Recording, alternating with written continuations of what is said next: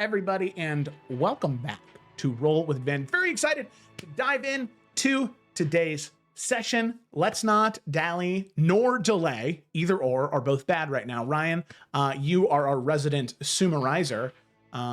Take it away, my brother in Christ. Let them know what happened. Okay. You got it, dude. What do you mean? What I said was All totally right. normal and in character for me. I agree, my fellow disciple. Anyways. Alright, Session 10, What Lies Beneath. The battle begins with the King's Hand attempting to fight the mysterious construct. However, the creature is much more powerful than they expected, easily slashing through their defenses and proving a potentially fatal encounter. However, Via thankfully recognizes that the Falcrest symbol beneath them was responding to their blood. Each member began to purposely harm themselves and trace their blood on the symbol, resulting in the construct ending the fight. The construct introduces himself as a being named Hero, and tests each of the children and recognizes that their blood is of the Falcrest lineage. He was a construct from Landor Falcrest, created to guard the several hidden relics that House Falcrest has under their control. They were all immensely powerful, but came at great cost. They speak a little bit more with Hero, but ultimately head off, not taking any of the artifacts with them as they were too weak to utilize them. Via goes to Xanthi, opening up about her vision where she saw a being controlling Xanthi and sitting in the throne in her place. Xanthi assures Via that her vision will not come true, hurting Via's feelings and reminding her that Talon doesn't think highly of her visions. Upset, Via departed. Later, the heirs discussed the festival, approving all of Xanthi's plans along with adding a few small additions. Afterwards, the details of saving Edwin's families are discussed. The group creating a plan to make sure Edwin's family would receive an escort during their travels. Merrick also mentions finding a spot where a skilled marksman could take down the messenger birds that they would send. He and Kaelin agreed to go check it out later in the day. Xanthi and Via meet up again to speak later, Xanthi working to repair her relationship with her sister after feeling how her actions caused great strain on it. While perhaps not fully healed, the two part better than when they started earlier that day. Later, Merrick, Kaelin, and Karth set out to investigate the spot that Merrick had observed earlier, eventually finding a lone agent with two wolves as his companions. After a successful sneak attack, they were able to finish the fight and stop the wolves from attacking. Karth recognized the man as one Kester Blackthorn, a former member of the Yadarian Watch, who was dishonorably discharged after an innocent life was taken. His disdain for royals and the heirs are apparent, but after Kaelin speaks with him and promises that his wolves would go free, he agrees to turn over all information and agrees to testify against the man who hired him, one Damien Thrin. Karth escorts Kester to the prison, with Kester trying to turn Karth against the heirs by pointing out how selfish they were and how little they cared about those deemed beneath them. Karth does not respond, seemingly troubled by his words. The heirs meet again and prepare to make their way to Faithspire. However, Xanthi goes to visit Kester first, and they have a veiled conversation about who holds Kester's leash and what orders he would follow now, seeming to hint at more but not confirming anything between them. Kester screams into the darkness as Xanthi leaves him alone in his cell, returning to the rest of her siblings. Okay, fantastic. And something I just want to stress about that moment that happened. That moment, I can't quite remember, but would have happened that evening when he was taken to jail, not in the morning before you guys left. I just wanted to clarify that. That was maybe different last week, but that is how it's going to be now. It's just a small retcon. Thank you all for being respectful of the small change. So that is not exactly where we're going to pick up. Instead, we are going to go far away. From Skyhaven, at least. We are going to go back to Rosemont.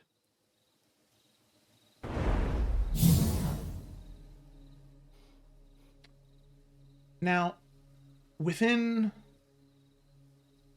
Rosemont, our attention turns to the outskirts. A lone figure kneels between two fresh graves.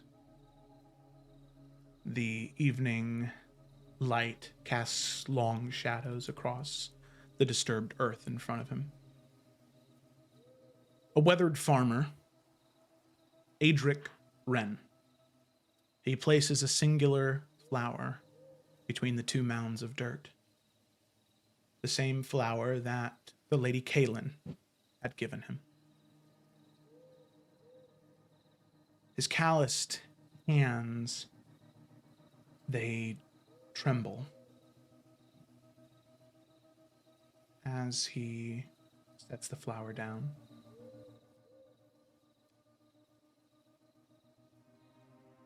Voice, whispers, his voice cracking. Torrin, so brave. Always the first to help with the harvest.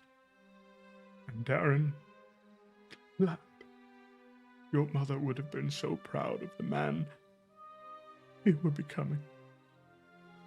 He sits back on his heels, gazing at the graves. I miss you both terribly. The house, it is too quiet now, too empty. He swallows hard. But I'll be seeing you soon. I promise. Your father, he won't be too long from you soon.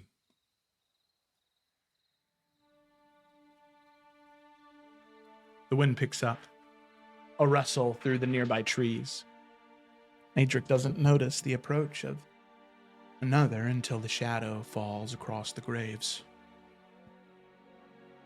A terrible loss, comes a voice rich and melodious, carrying an accent foreign to the lands of Adaria. 2 young lives extinguished far too soon. Adric turns, startled to find a tall, elegantly dressed man standing behind him. The stranger's skin is deep gray, hardened into plate-like sections in places, and arcane, but unlike any Adric had ever seen before. His clothing immaculate, dark and ornate, in the style of Aldaris. And I'll go ahead and share what Adric sees.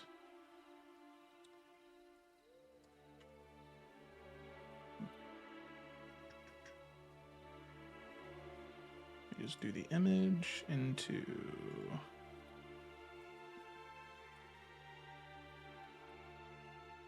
holding a shepherd's crook. Who are you? Adric asks, hastily wiping tears from his face. The stranger's expression is one of genuine compassion. Someone who understands pain, friend, and someone who can help ease it. Nothing can ease this. He gestures to the graves.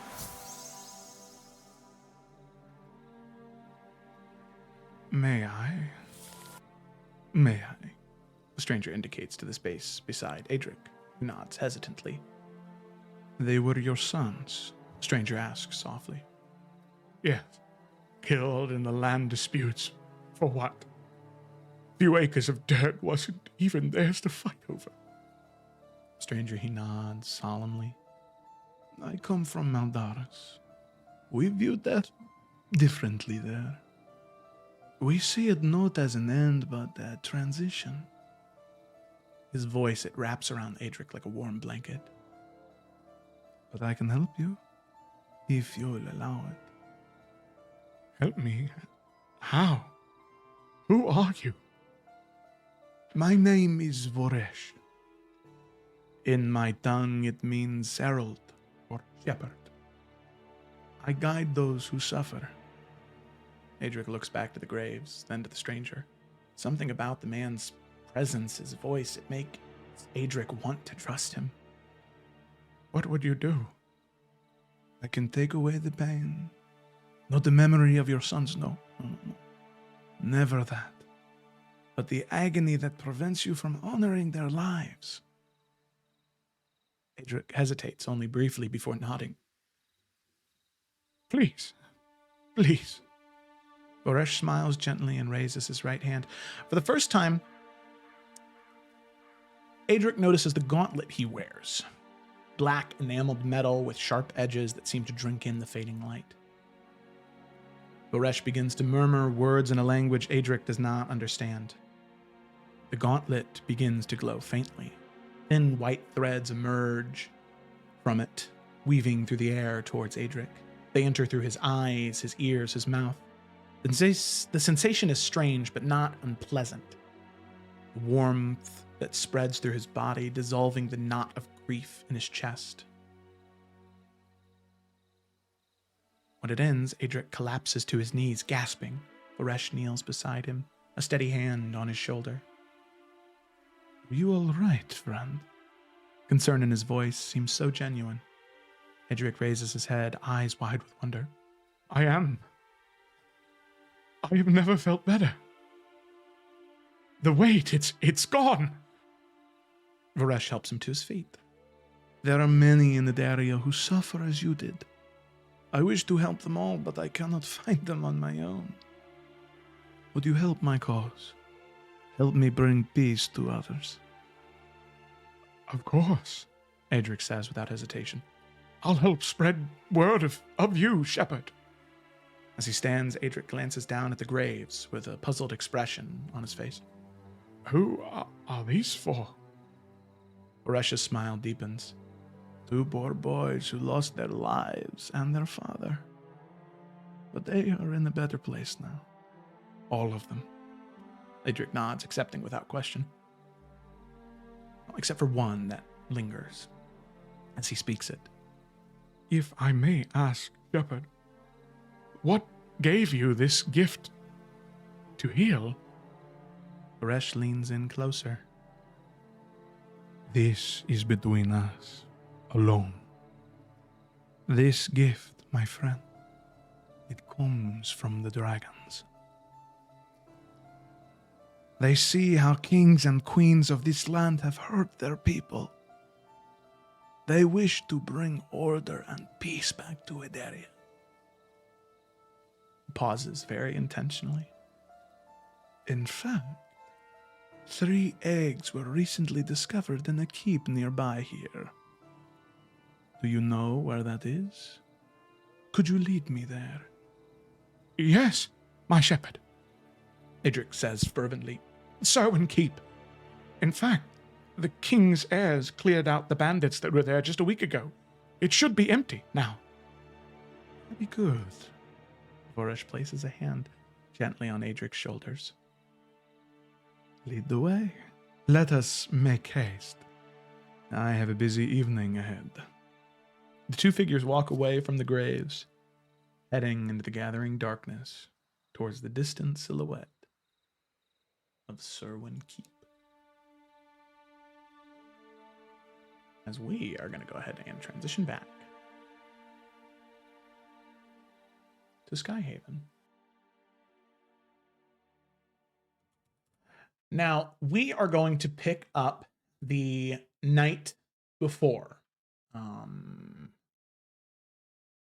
as opposed to the morning of, when all of you were planning to leave, as there is something that one of you wished to do. So, Edwin, as I understand it, you wanted to head into Sea Haven in search of something. So what I'd like you to do is I'd like you to make an investigation check for me real quick. And I'll say with advantage because you spent a fair bit of your life in Sea and Skyhaven when you were growing up. Oh God. Okay. The fucking Guidance. Why I did like how forget? that's the. I literally did this and forgot what the spell's name was. Guidance. Yep. Oh man, investigation. You sure? I'm sure. Damn it. Okay. Wait. Okay. Okay.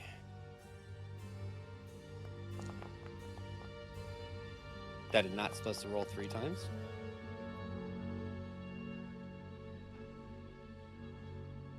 Okay. Well, that's a It's a 9. Yeah. Got it. Got it, dude. Edwin has a what lot in is his mind this right place? now. What is going on here? I have no idea where I am. Diagonally.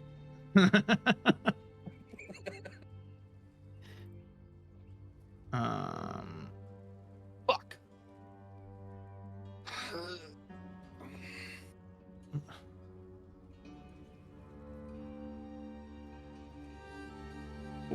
Okay. Okay. Just walking around. Sorry. So you walk through what is called the dregs.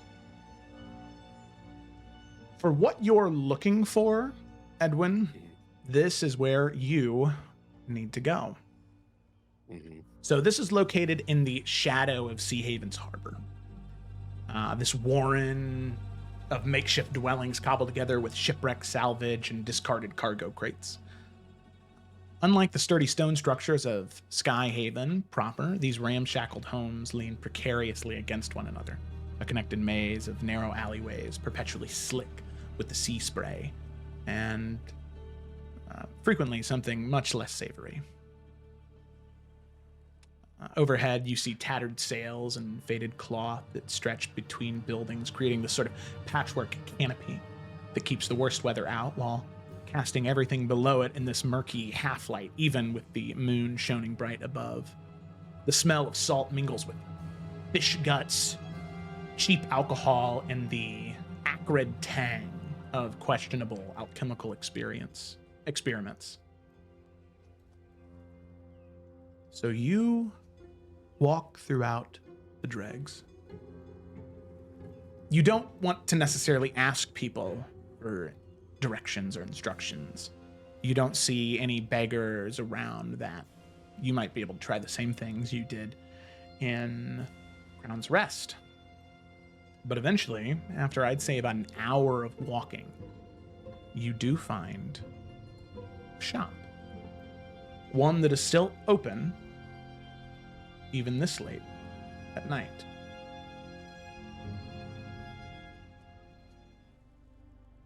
And you see a sign hanging from above. Past this decrepit fountain featuring a weathered mermaid with tears carved into her cheeks. There you see the Weeping Siren, a nautical curiosity shop. The sign depicts a mournful sea creature clutching onto a strange bottle. It's the only shop that you've seen in the entire hour that is still open. You walk inside. Looks around. Yeah, walks inside. Okay. Just so you know, he's not dressed in noble clothes. I just want to I'd hope so, yeah. Okay. Inside the cramped space, it smells of brine, incense, and chemical preservatives. Glass cases line the walls, displaying supposed magical sea creatures preserved in murky liquid. Two-headed eels, fish with humanoid teeth, and something that is claimed to be a mermaid's hand.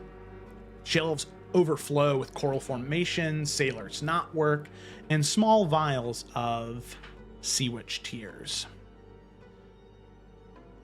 Now, the front room is full of maritime oddities and these small trinkets. And sitting behind the main desk, the very back of the shop, is this middle-aged dwarven woman with some scruff on her cheeks. You see she has these this skin weathered like cracked leather. By salt and sun, multiple layers of faded finery acquired from distant ports, and her graying hair has these elaborate braids with shells, coins, and small bones woven into them. When you maybe have heard of this individual before, Sylvia Saltborn.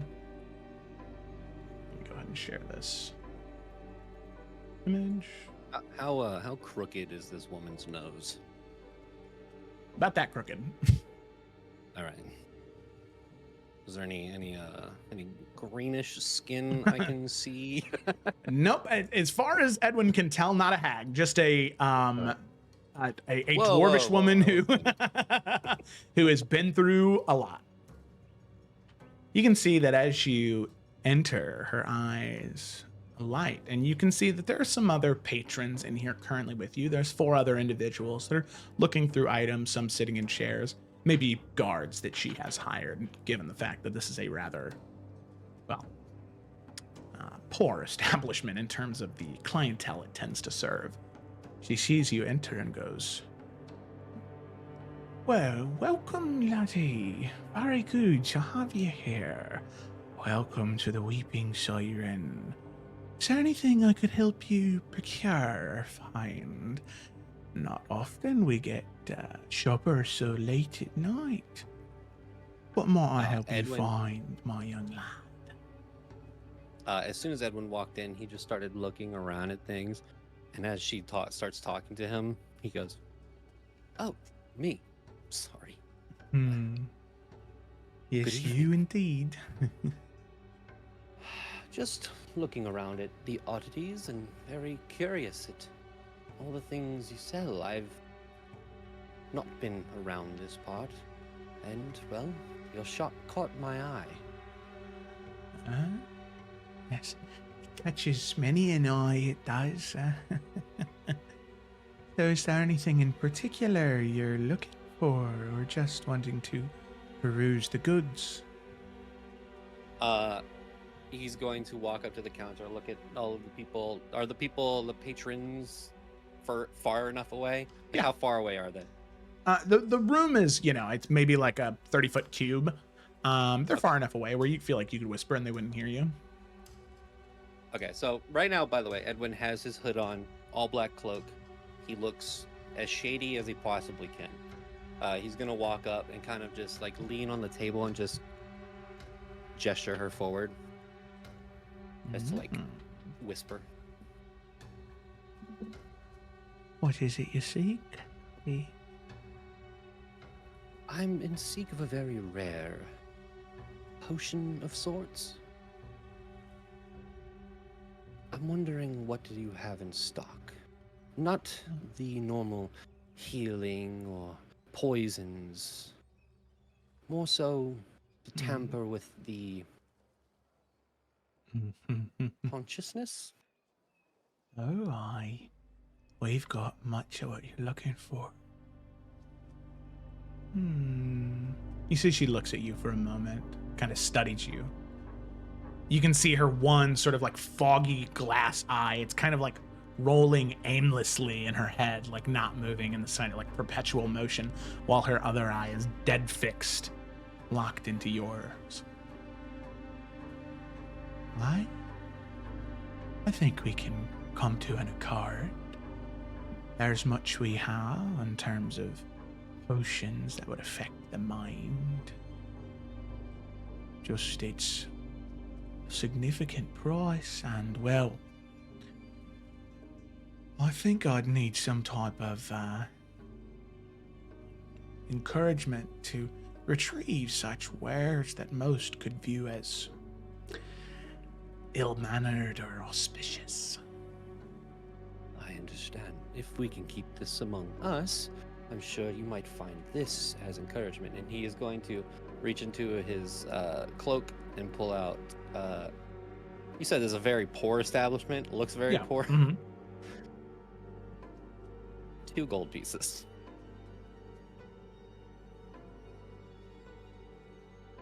And that's just for help.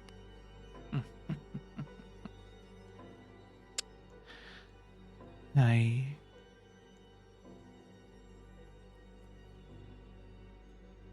So tell me,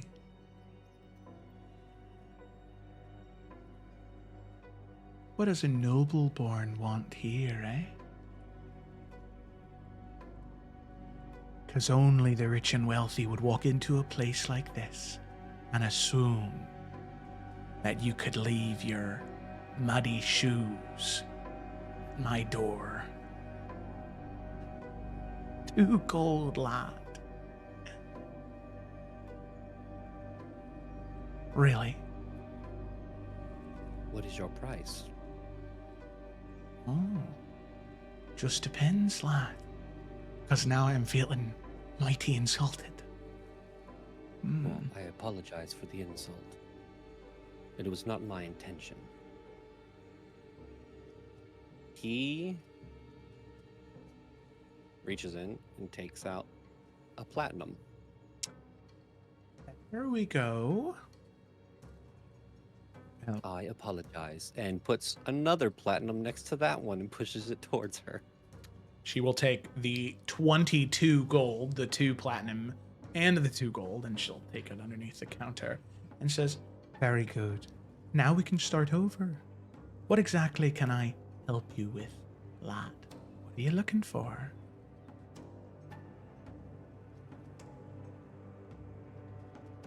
I need some sort of serum to make people tell the truth. Oh, yes. I have potions and tinctures that can affect the mind, but I think I might need some type of validation that you have the coin to back up your request. Don't you think? What is the... I think that you have made aware of that I have enough coin. What is the price of such a tincture?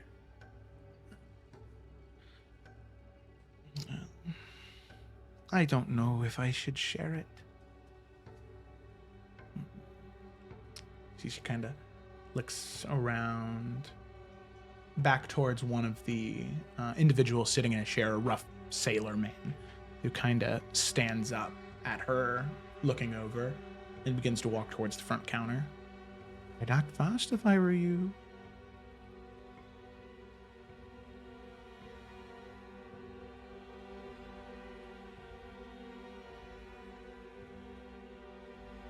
He pulls out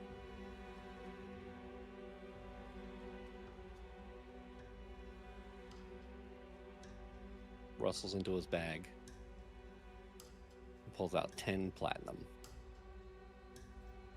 and starts to like stack it up on top of each other and pushes it forward.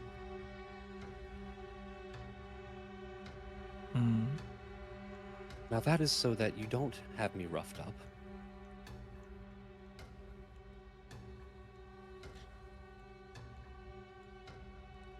Can you do me a favor, lad? Be honest with this old woman for just a moment.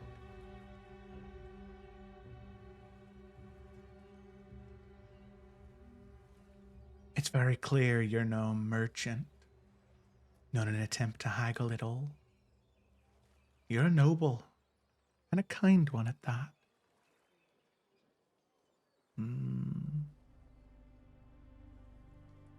You bear a striking resemblance to one I think I've heard about. And she'll kind of reach underneath the desk, and she'll pull out this like lead-lined box and set it on the counter.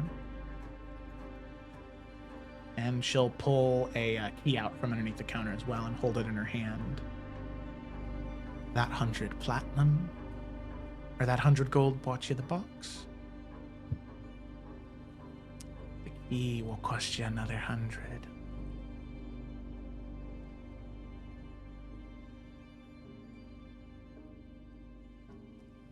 And I assume you're not willing to barter. Well, that was an assumption you made, so it's out the window now, lad. Look. Be very upfront. I don't wish to be here, but I need what you have. So, he pulls out 20 platinum, places it down, and says, "Here's 100 for the box, and 100 more for you to forget this ever happened, and leave me on my way," and pushes it towards her.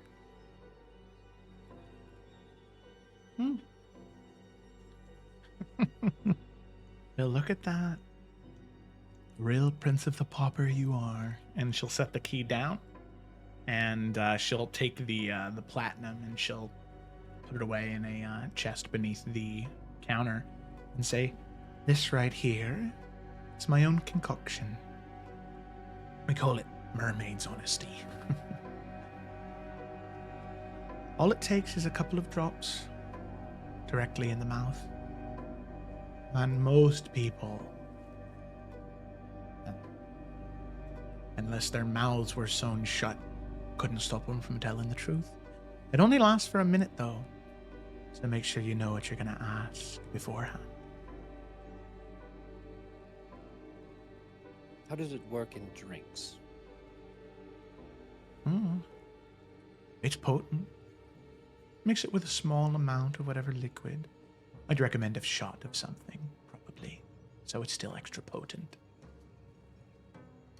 Dilute it too much and it either wouldn't work or, well, might be less effective. Maybe they could say half-truths, or maybe it only lasts for half a minute.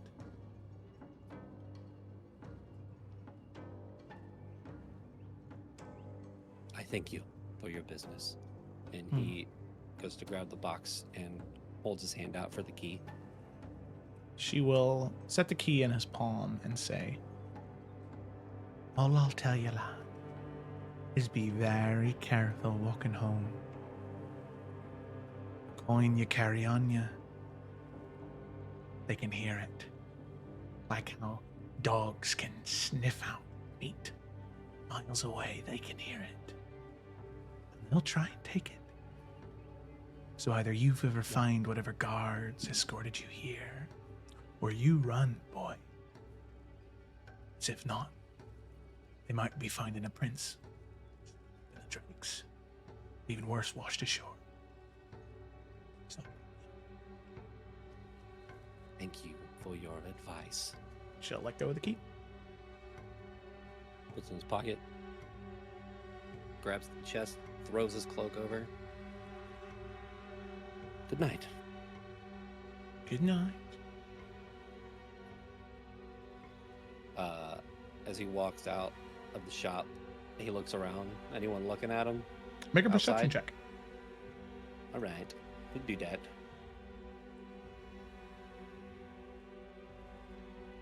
All right, maybe I don't do that. My doesn't want me to roll. Okay. It Edwin, is. what the fuck are you doing? He's distracted right now. Edwin, it is it's nighttime and it's very dimly lit here. You are having a hard time figuring out, what's up and what's down. You even get a little lost in your navigation back to Skyhaven as this sort of like low mist fog begins to roll over from the sea. Yeah. As he gets out, so he gets out of the drapes. Is that what it's called? The dregs. No, you do not, Dreg. Shit. Edwin. As you finally find the right path back to Sea Haven proper, the more, organized, more well-mannered city.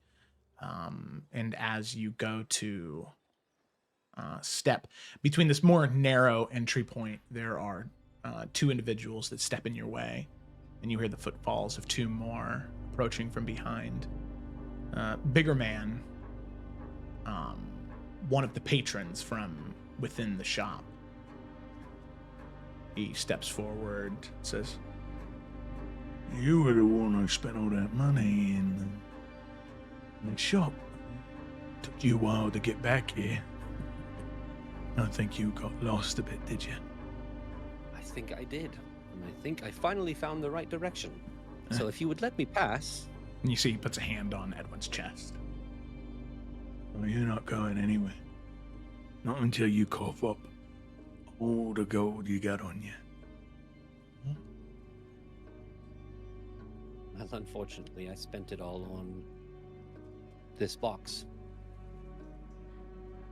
Looks down at the box. Make a deception check. Okay.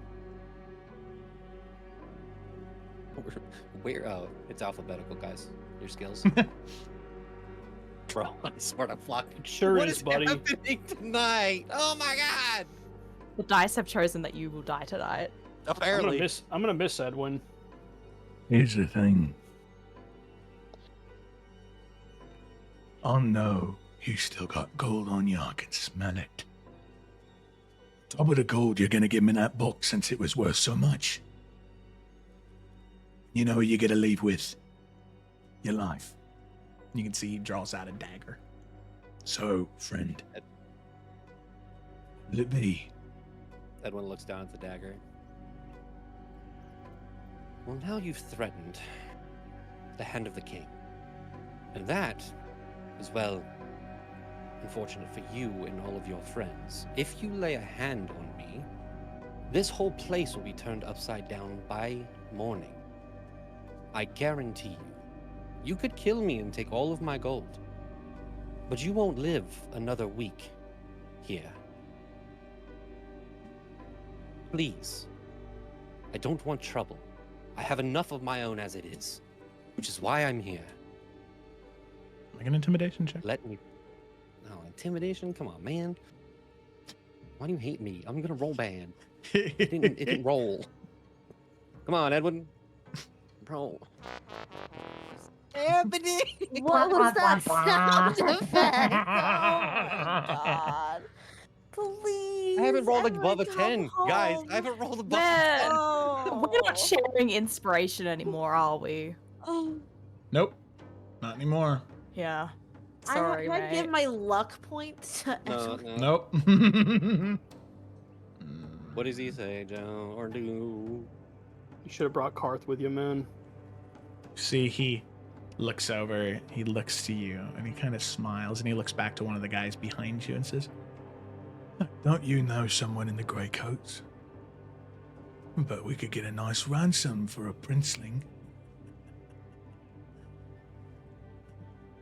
He just made my night go from good to great.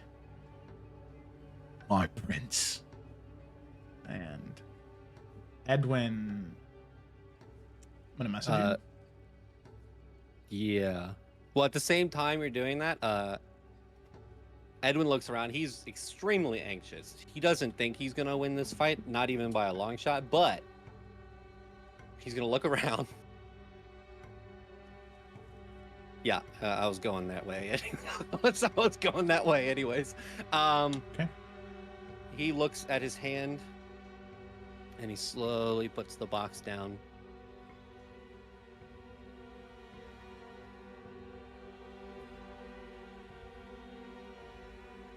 Please don't make me do this. Please. I am begging you.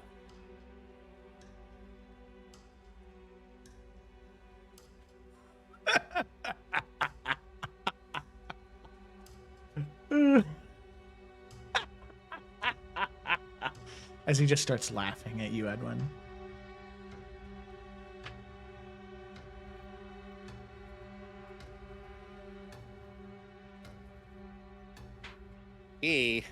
Do they advance towards him at all? I mean, Edwin's a pacifist up until the point where he can't be. So. Yeah. So as you do, you just sort of stand there. Eventually, he does move closer, and he goes to like grab you with like going to hold the knife up to you to get you to move in the way he wants you to go. Okay, so I know this. Are we following action combat rules, or are we kind of loosey goosey? This is loosey goosey. What on earth could you possibly do in this moment? Is this the big guy? This is the big guy. This is the guy who's talking to you the whole time. The other three are still As soon as maybe, he- 5-10 feet back. He's within, touching distance now. Okay. So Edwin in his mind is going, oh god, this is horrible. This is the worst. Why did I do this? And but out on the outside, as soon as the guy touches him, he looks at him, and Edwin's shaking like he's scared, but he puts his hand on his face and says, I warned you. And he's going to cast Inflict Wounds through the gauntlet. Yeah! Let's go, clerics.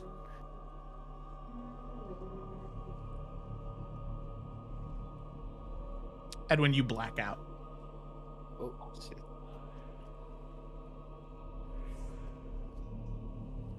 Move You my don't know how shit. long passes. But when you come back to, it is screams. The other three individuals running away. As before you is that large man, the moisture sapped from his body. The husk collapsed onto the ground. And you see 4 holes at the bottom of his neck where the 4 fingers of your gauntlet been jammed. And as you pull the gauntlet back, you can see it is drenched in blood. But the gauntlet drinks it. Until it's clean. What do you do, Edwin? As soon as the gauntlet, he's stunned. Obviously, he's freaking out. He looks down for the box, grabs it, and just runs. Okay. Edwin, you do that just in the nick of time as more of those sailors, maybe aspiring gang members, they begin to run towards that area, trying to see whatever did that.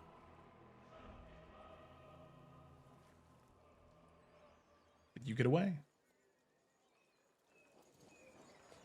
You get back to Sea Haven, the harbor, and eventually back to Sky Haven, knowing that you need some rest before doing what you plan to do tomorrow morning.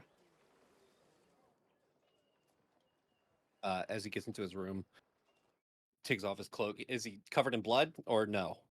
No? Did it drink all of it? Okay. He looks down at the gauntlet and grabs at it. Yep. And tries to take it off. Doesn't come off. Come on. He's trying to take it off still. It's just on there like glue.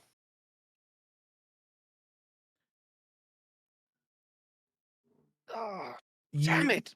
You continue to try, Edwin, and you hear in your head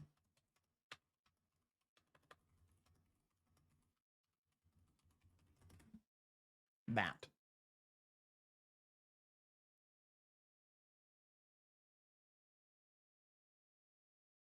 What?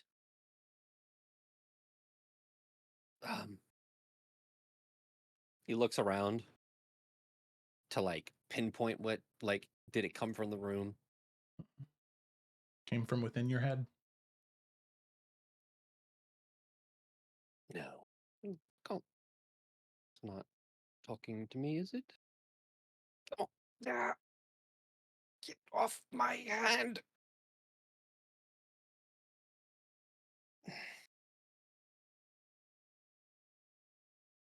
Shit.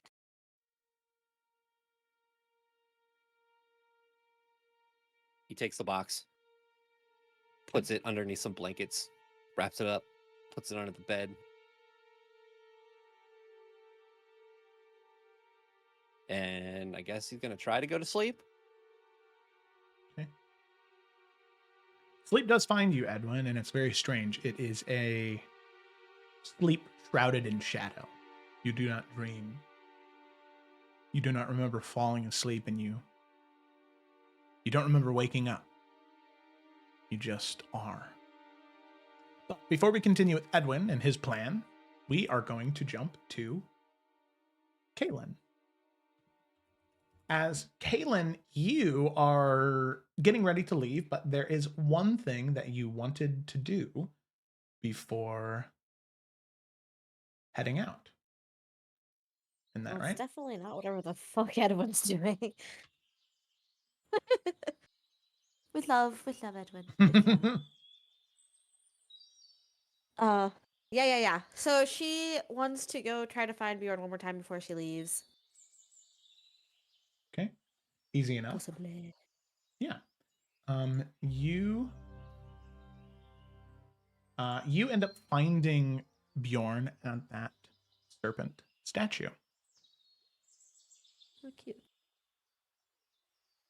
You see the Yeah. small river, and you see him sitting there, and you see the two wolves sitting maybe 15 feet away near the edge of the trees, just sitting with him. I see you've made friends quickly. Yes, I have. They are good friends to have. They are kind. Kinder than most, truthfully.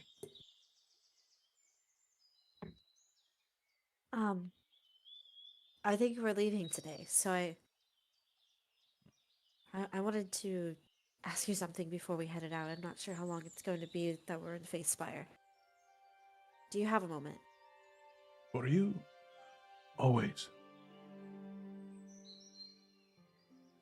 Okay, but you have to promise you're not going to ask too many questions because I don't know if I have all the answers. Very well.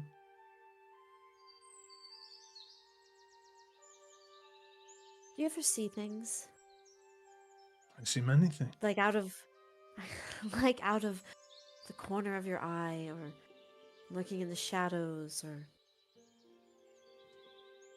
there's moments when just not enough light to see, but there's just something lingering.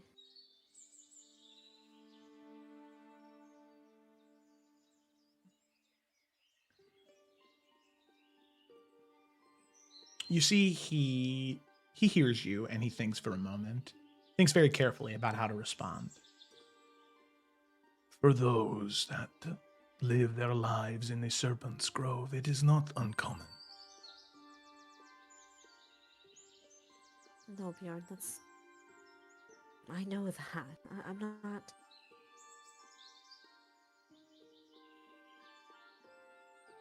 What if I said it was not just in the Serpent's Grove? I know what the spirits of home are.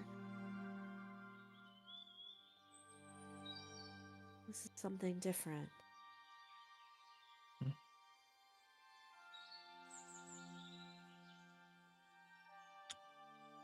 What is it you see, Caitlin?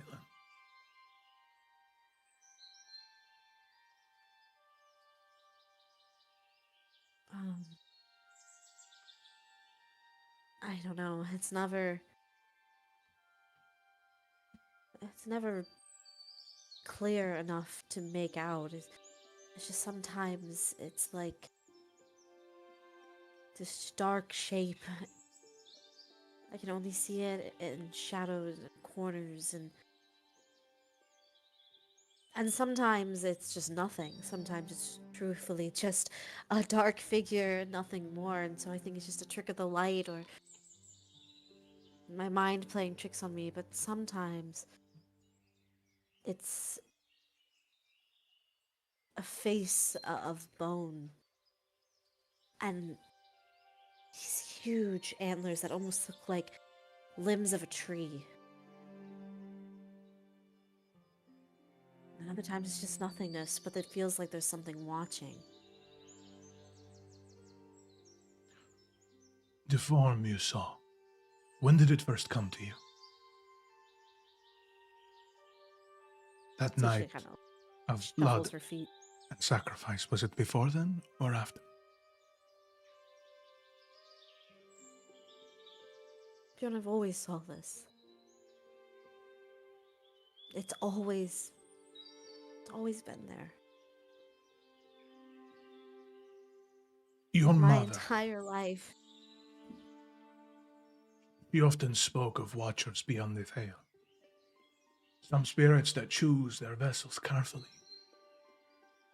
over generations even, picking them out from birth.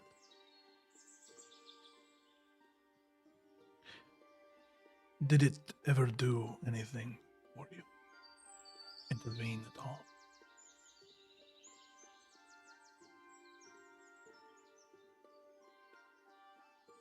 She doesn't say anything.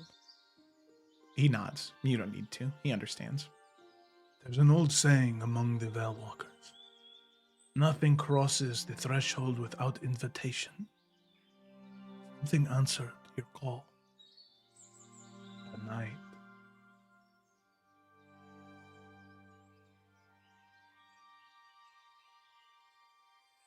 I don't think it's anything bad. I truly don't. Mother always said it was something good.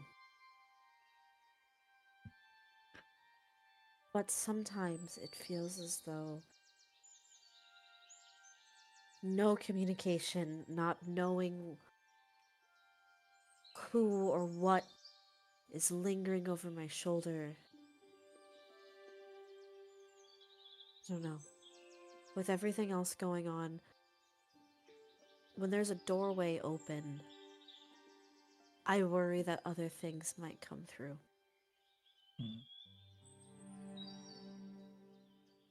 There are many ancient things that live in the space between worlds. Things that were old when the dragons were young, almost a millennia ago.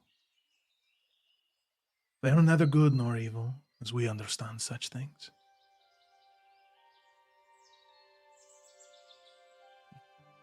The grove holds many secrets beneath its roots. Did your mother ever tell you the parable of the 3 trees? No, I don't think so. Kind of take a stick, and he'll begin to draw in the dirt in front of you. There is the first sun. It reaches for the trees. It reaches for the sun, stretching up and up and up and up. The second tree, it spreads across the land to grow far and wide, to cover the land in shade. But the third tree grows downward, speaking much older truths. Not all spirits that walk the grove belong to the world serpent's brood. Some are much older.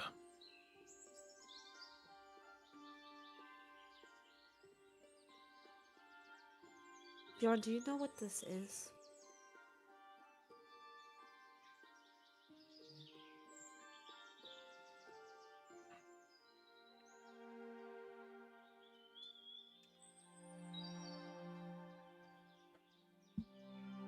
We have spoken about my oaths before, very briefly. I told you one was that I cannot tell a lie.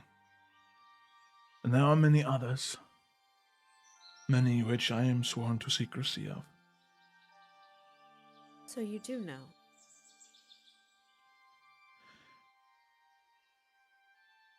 I do not know for certain, but it is not my responsibility, nor is it my purpose to tell you. Even what I think. Things like this, you need to discover what they are.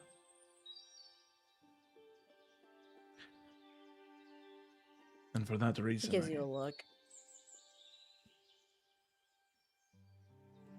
I think... I don't think that's very fair.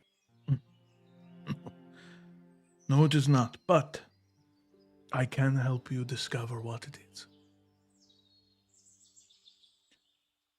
Okay. How? You shared with me that you attempted to veil walk, correct? Yes, and you told me not to do it again. I did. But things have changed now. I think I must teach you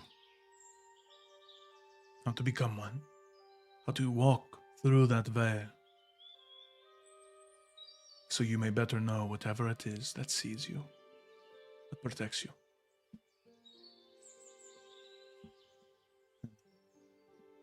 Your mother, she had it easy. She knew more than what she shared with any of us. She saw patterns in the world that even the eldest shamans could not perceive. I believe that when she sent you to your father's home, it was not merely for your protection. I just wish she was here. So do I.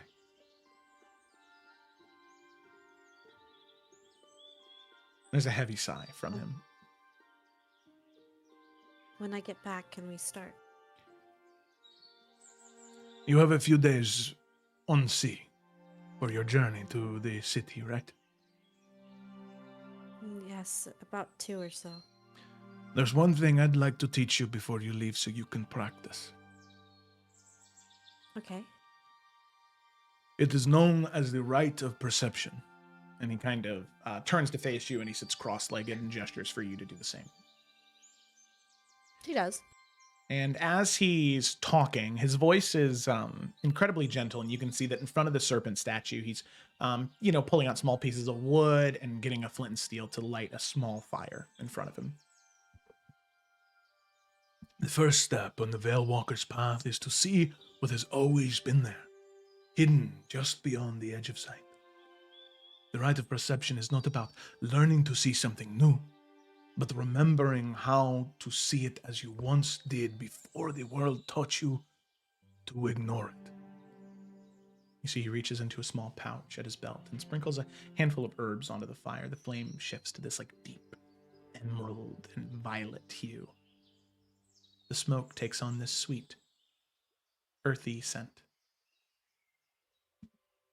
Close your eyes, Caleb. Feel the weight of the world. Feel the weight of your body against the earth. Listen to your breath. Now imagine that each breath draws just not air, but the very essence of the world around you. And you can see his voice, he begins to, this low rhythmic humming that seems to vibrate space between the two of you. As the world kind of fades. 1. Feel the boundaries of your form begin to soften.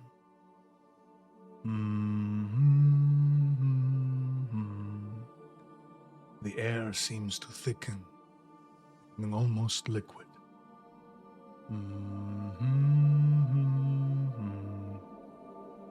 2. Let the grief rise to the surface, not to consume you, but to guide you.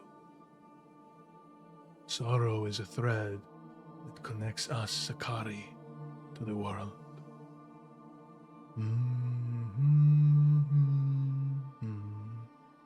there's this strange pressure that builds, like being underwater, Kaelin, but still able to breathe.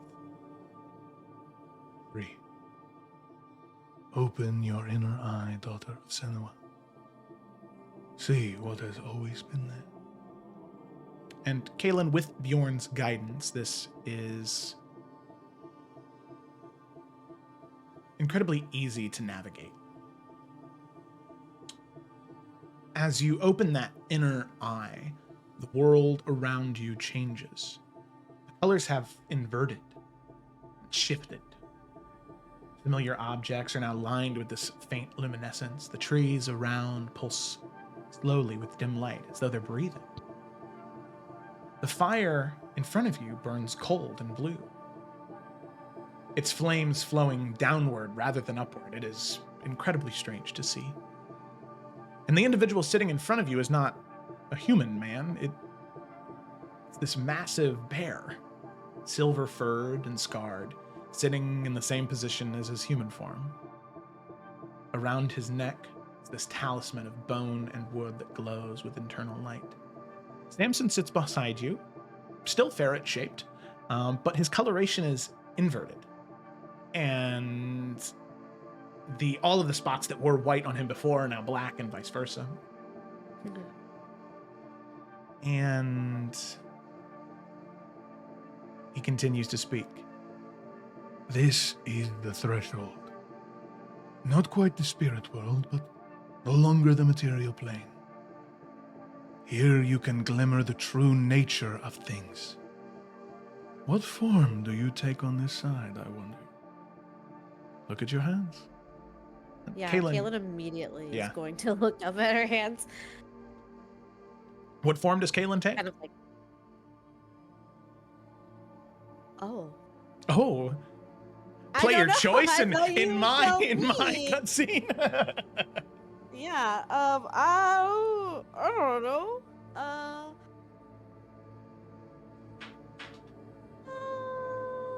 Yeah, I feel like if knowing what Bjorn is and who Bjorn is, this makes sense that she's sitting in front of a giant silver bear. Um, I feel like Kaylin, if we're talking about spirit animals, apparently, um, like a little black wolf. I feel like that feels right for her. I don't think it's like, oh yes, I have paws now, but I feel like it's more of a like a feeling that's internal. Yeah. She's a weirdly enough a pack creature, but oftentimes finds herself alone. I know that was a very edgy thing to say, but I feel like true. Inside me there are two wolves. But I think like a little black wolf that's just Yeah. like, yeah. But something that I think is true for both forms of her is that she has these like piercing hazel eyes that are just kind of cutting through the black fur that would like kind of flicker in and out. And you can see as that form begins to take shape. You don't feel any different, Kaylin. It feels like a second skin. It feels natural. You good? Now, look around you. But do not move yet. The threads that connect all living things are visible here. And Kaylin, as you look around, there are these delicate like filaments of light that connect the trees to each other and to the earth. Similar threads extend beyond Bjorn, from Samson, and even from yourself, stretching off into the distance or connecting it to nearby life.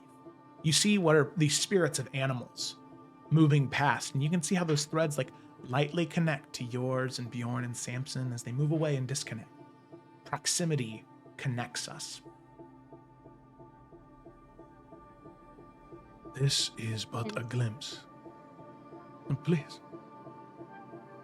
Can she look up towards like the trees and stuff? Yeah. Kind you of can. like where she remembers seeing the thing the last time. And in the distance, there is a dark shape that moves between the trees. Antlered, massive. Stays far away. Watching. As Bjorn traces your gaze, he nods. He can see it. Your guardian observes. It cannot approach this close to the threshold without invitation.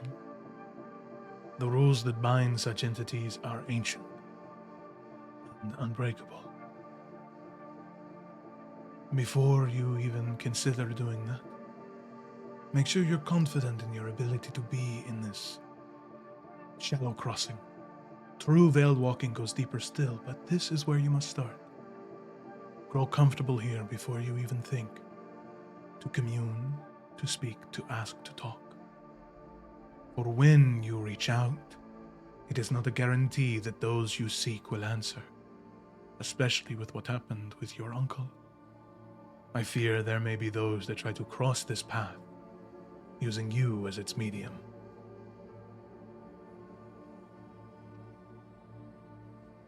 I understand.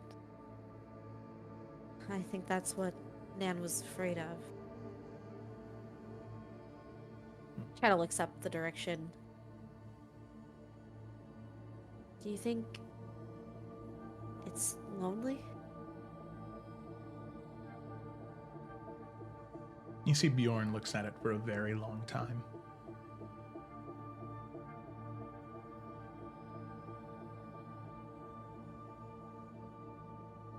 I think when you are that whole, that ancient, It is hard not to. But why me? I do not know. And that I cannot lie. The way of thinking of those spirits is so different from you and I. That is a question you must ask it, and hope that it answers truthfully.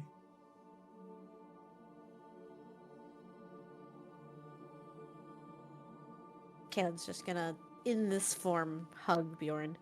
Mm-hmm.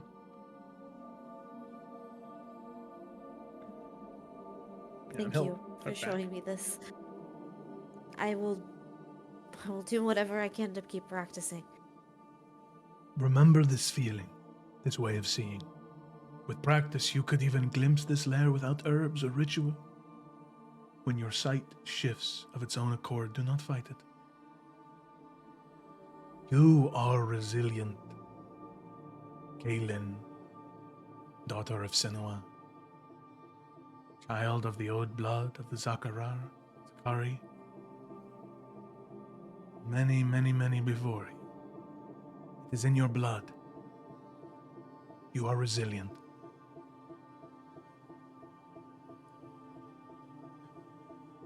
I wish you were coming with me. I don't know what to expect here. But I have a feeling we might be gone for some time. I will do what I can. Practice, I promise. And we will train more when you return. Regardless of what happens in the Sentinel Festival, I will still help you in this. You have my promise. Well, you better train. You better win. I think it would be so good for all of us if you do.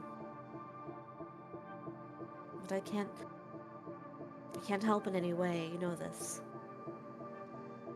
I would not want you to. She nods. The Zakari and those of Adaria have different views of honor. I would not want to sully a witch of Senua, especially. Well, I'm sure my mother would be very proud. Just to see you here. Just to be in this moment. But I really should go. Yes. When I touch the flames, we will return. The journey back is always quicker than the journey in. If you are ready, we can return. She's gonna glance back up one more time to the creature thing, and then she'll nod that she's ready. Okay. So yeah, as you nod, he places his hand on the fire, and you return. Quick, in a flash. No longer in your small wolf form, but Kaelin. Half-elven, and fully within this material realm. So, with that, you and Bjorn depart then, as you head off. Yep. Okay. All right. Fantastic.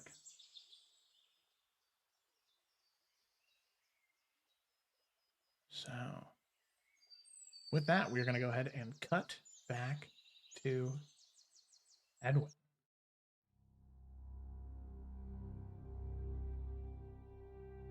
Edwin, bright and early, even before the sun has risen, you head to well, where do you head? Jonathan, Edwin, Athen, where do you go?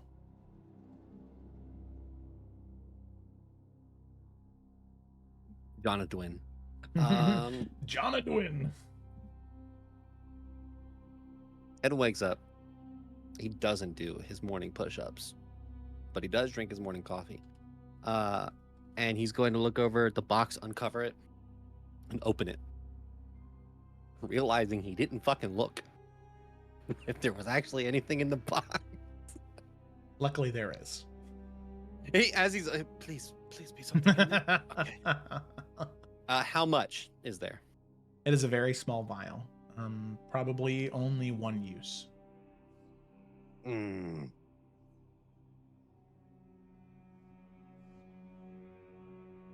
Okay. He's going to open the bottle. And he's going to smell the elixir first. Anything? Look, I'm checking for poison. All right. I want to make sure that if I do something with this, it's not going to kill the person I give it to. I mean, Edwin, it is hard Medicine to tell. check. Yeah. You can make a yeah. Good job asking for the roll there, bud. You can make a medicine check. I'm sorry. You can I make meant a to say- you can make a medicine check. But you know, we'll see. This is a rather suspiciously concocted potion anyway.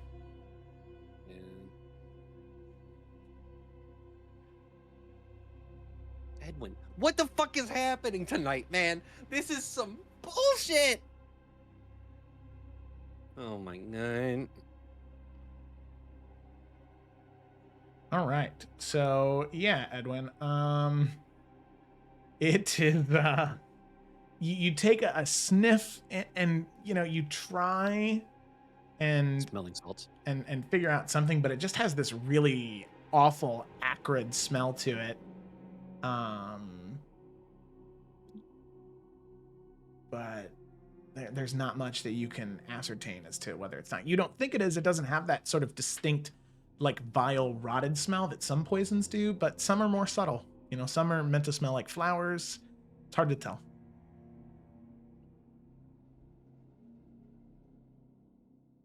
All right, he closes up the box, corks the thing. He's going to go down and he's going to make breakfast. Mhm. And then he's not going to eat this breakfast. Instead, he's making eggs, sausage, bacon, croissant. I don't know what we have. He's going to take his boundless coffee, pour it into a cup, put it on a tray, and he's walking down to the dungeon. Okay. All right. So you do just that. You begin to move until eventually you get to the very depth of the dungeons within Skyhaven.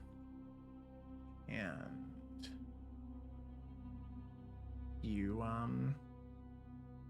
arrive. There are a couple guards that you end up passing that, you know, do say good morning, my prince, and they let you pass freely. He's going to walk to the prisoner's cage. Is he asleep? You're getting there pretty early. I'd say he probably is. It's like on like a hay like mat that's on the ground. Yeah, so he's going to set the food down and slowly push it in, not to make sound. Once it's in the jail, he's going to look over at probably a wooden chair nearby, grab it, and he's not being silent at all with this. He's dragging it straight across the ground as loud as he possibly can. And as he's doing it, trying to wake him up and saying, "Good morning," and sitting the chair in front of the jail and sitting down and waiting. Oh, sorry.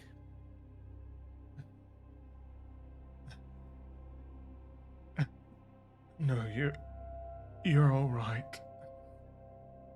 Good morning. Sorry that I woke you, but I don't have a lot of time before we leave. I brought you breakfast, continental.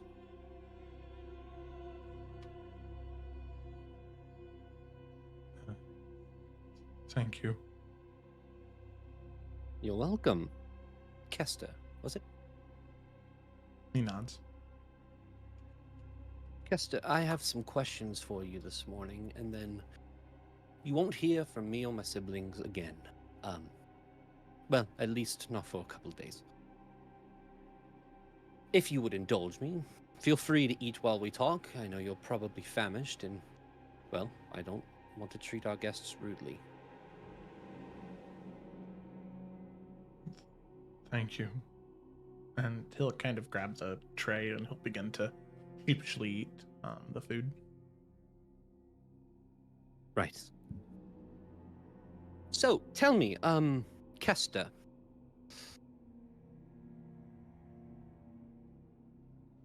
Who are you working for?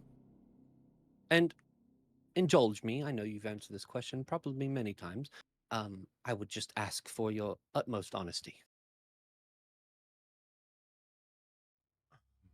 I had said, of course, I'm happy to answer again.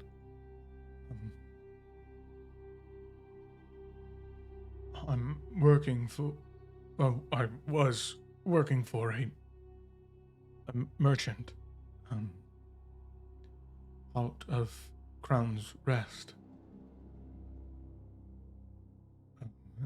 Lord Damien Thrin. He starts I drinking don't know some of this. the Do I coffee. know this person? I wouldn't say Edwin has any real Yeah. passing knowledge of him. Of House what again? Thrin. Right. Do they have any? Does that house have any ties to Thalon? Nope. House Thrin is a vassal of House Eldrin, and House Thalon is a vassal of House Emberlin. So, two different major houses.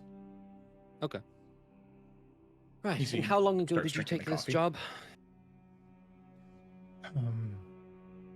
This one in particular, it was probably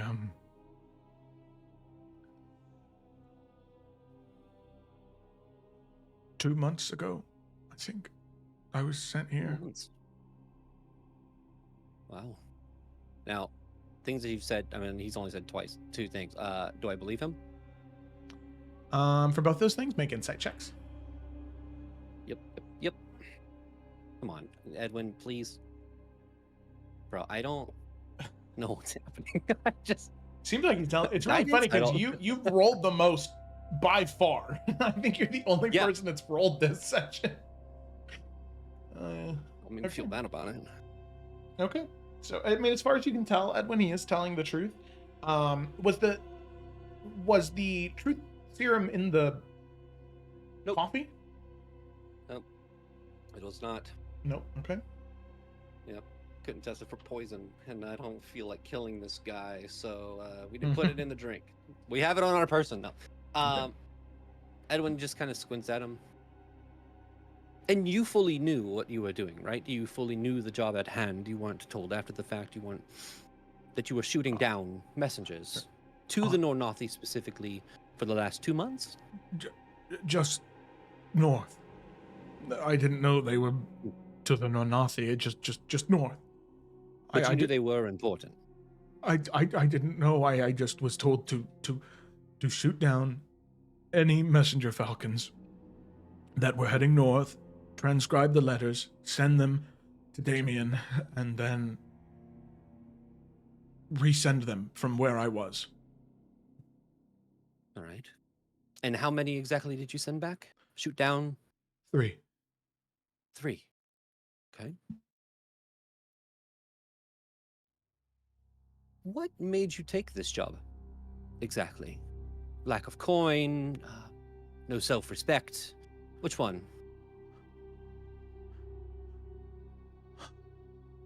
All of you are the same. Look, Kester, I'm going to cut straight to it. Please answer my questions. I do not have the time.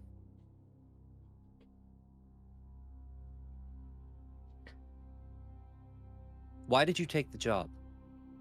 Knowing full well what you were going to do. Because I didn't have another choice. Because of your sister. I didn't have another choice. Wait, which one? No, I have 3. It couldn't have been Via. Maybe Kaylin or Xanthi?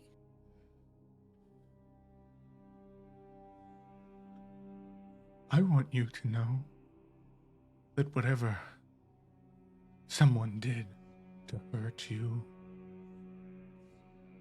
or threaten you, I'm sorry. I have no ill will towards those you're trying to protect. I want you to know, And you can see he like knocks the food over and he starts crawling towards the cell. I hate you. I hate Princess Xanthi. I hate all of you. Because you don't care. You care about yourself and those who are close to you. But anyone else, you'll let the world burn if it means protecting them. What of my family? Doesn't matter, does it? Esther, let me ask you a question. Your family. Would you burn the world to see them safe?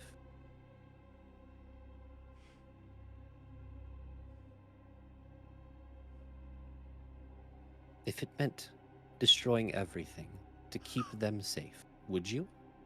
You're delusional. Delusional.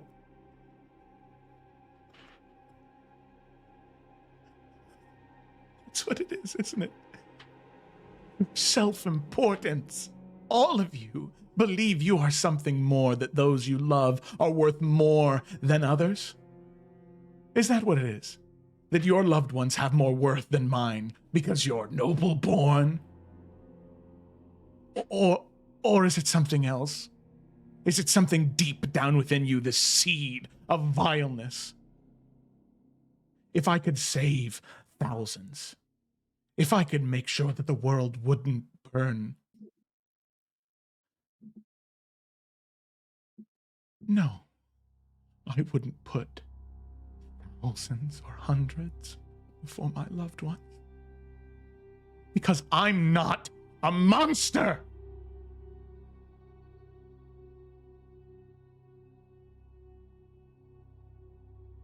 See, that is where we differ. I am for the people, and I have been for the people, and I know what they go through. But my family comes first. And you may laugh, but you, specifically, could have put them in great danger because of what you decided to do. Now I'm going to ask you again. He takes out the vial and just starts messing with it. Are you sure that Damien is who you were working for?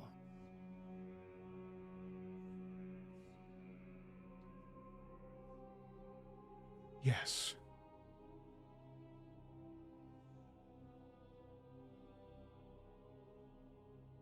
Do I believe him? Make an insight check.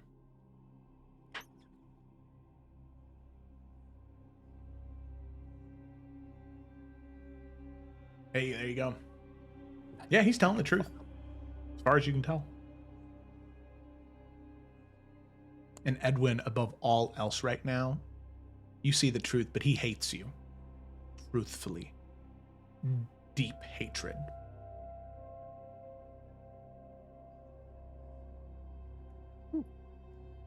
Well, don't have to use this. Puts it back. Good. Thank you for telling me the truth.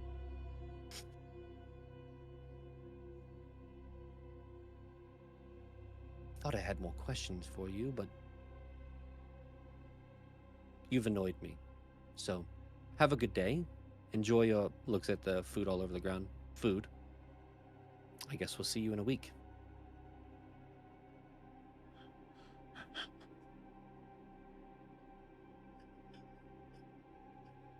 Edwin gets up, moves the chair across.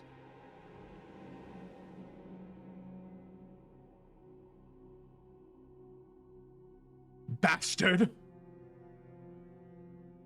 Stop. I walking. thought that you would have more shared respect for someone low-born like myself. I thought there'd be camaraderie from one bastard to another. But I guess not. No, you're a Falkrest. You're an adventurer, aren't you? Spirit of freedom. Protector of the weak. Well, here I am.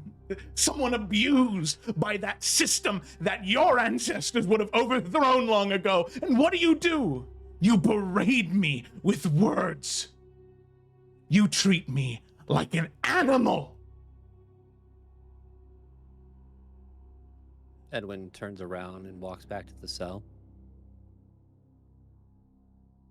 What? You are treated the way you act. Yes. Well then. And you see he like lunges towards the cell, trying to reach and grab at you. Edwin, I'm assuming that you had taken some distance. You wouldn't be like right up next to the cage. Yeah. So he reaches out and he tries to like lunge and grab at you, like scratching in the air, and he says, "Fine then! Treat me like an animal! Put me out of my misery then! Kill me! Kill me, because I swear on all the gods old and new, on all of the churches that are sworn to protect Adaria, when I get out of this cage, I will promise I will make your sister pay for what she did to me, and I will make you pay for what you've subjected me to. Nothing more than a piece of evidence for you. I'm not a person anymore. I am nothing.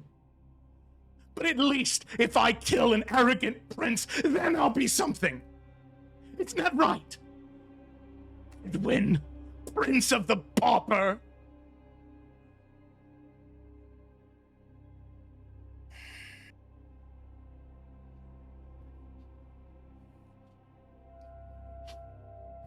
Do you feel better? Kill me, and I will.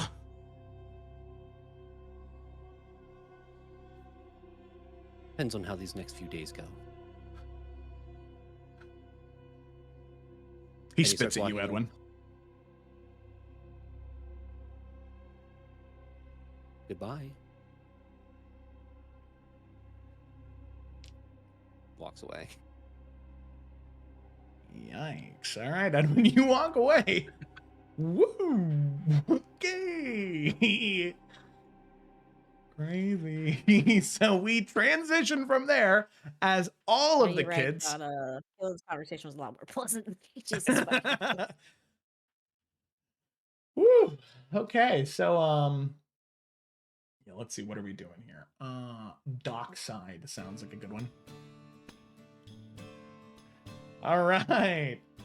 As all of you gather your supplies and begin to head down towards the docks, to the harbor.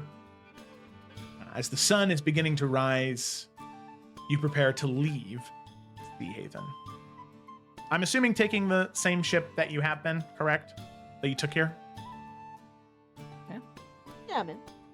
It's all ship. Yeah, okay, all right. Fantastic. Load here. Nice. Where's my thing at here? Here we go. So, as all of you,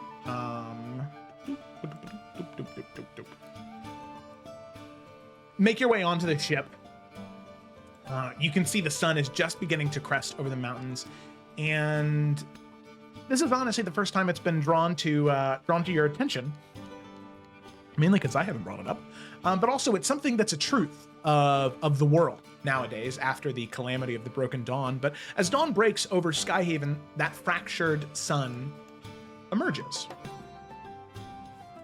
Something that, like I said, is a truth of the world of Illica now after the calamity of the Broken Dawn.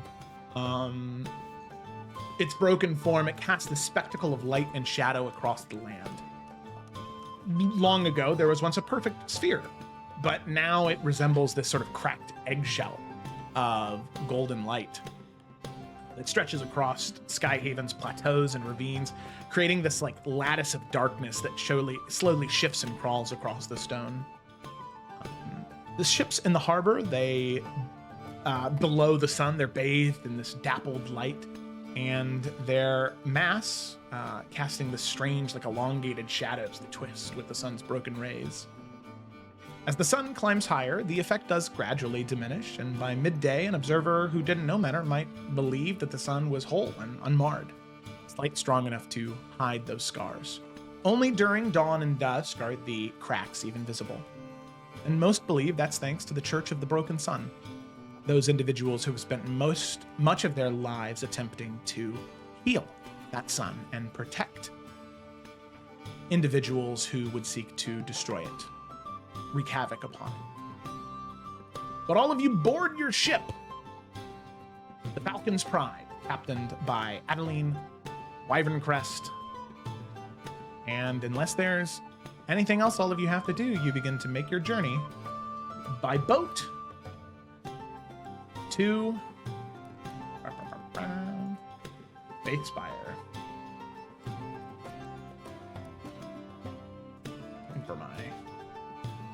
Looking for my boat travel image, but I don't know where it's at. Oh, here it is, the Dragon Strait. Sailing, activate. Boom! There we go. Alrighty. So, you all board the ship.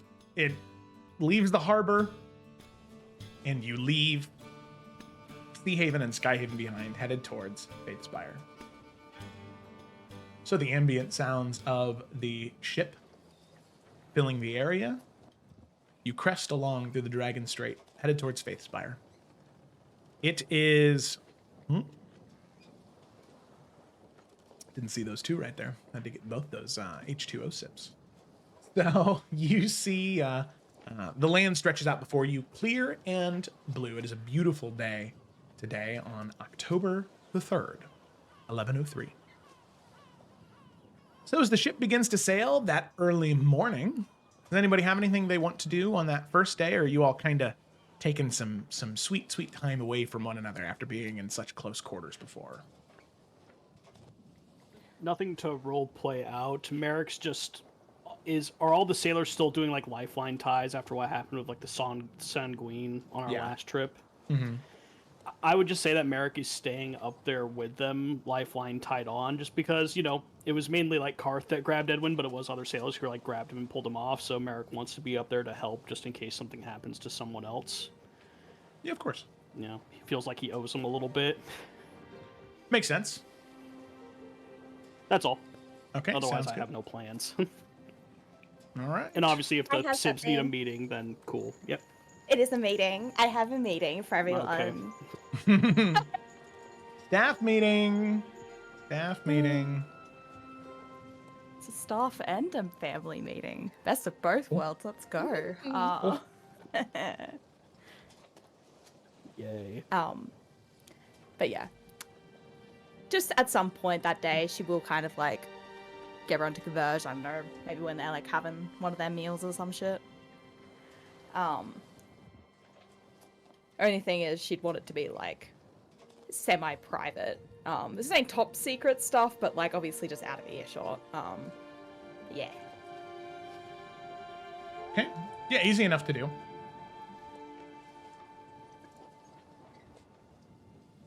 And so, with everyone together, assuming everyone comes. Yeah. Yep.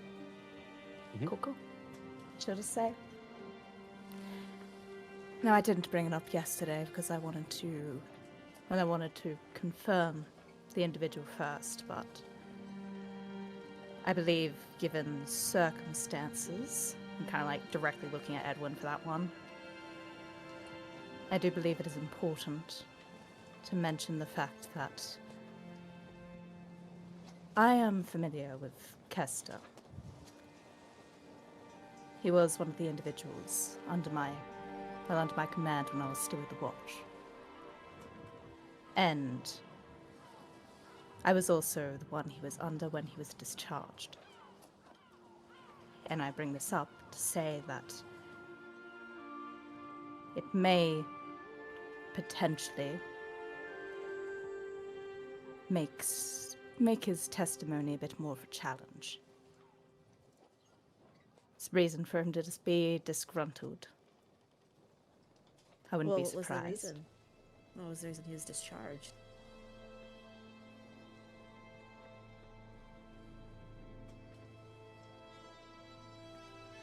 It Clearly he was violated something.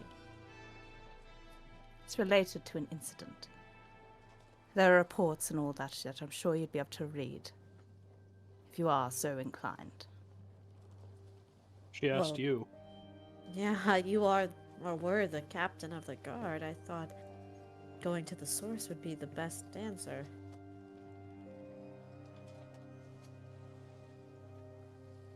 You can see, like, there's just a bit of an annoyed smile on her. It was an incident regarding a series of robberies that were happening from one of the grain houses.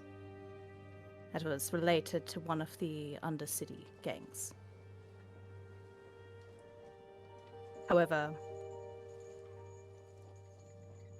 Hester was involved with injuring an innocent. And from that judgment, it was deemed that he would need to be discharged.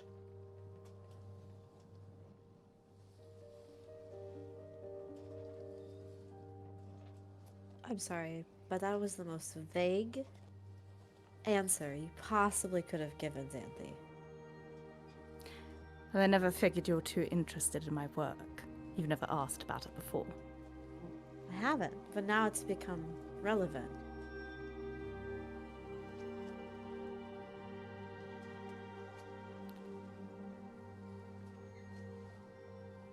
Caitlin just crosses her arms and looks at Xanthi expectantly.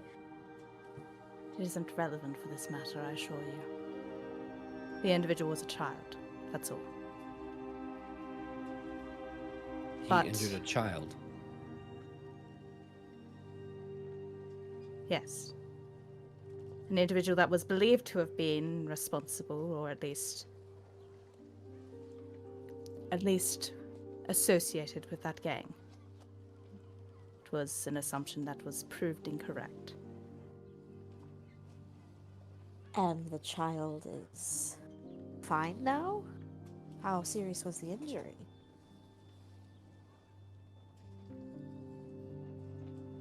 They're alive. They lost a limb. That's all. It's a pretty serious injury. It was a mistake. And clearly that's why he was discharged, right?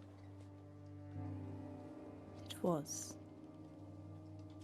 But this is getting awfully off topic.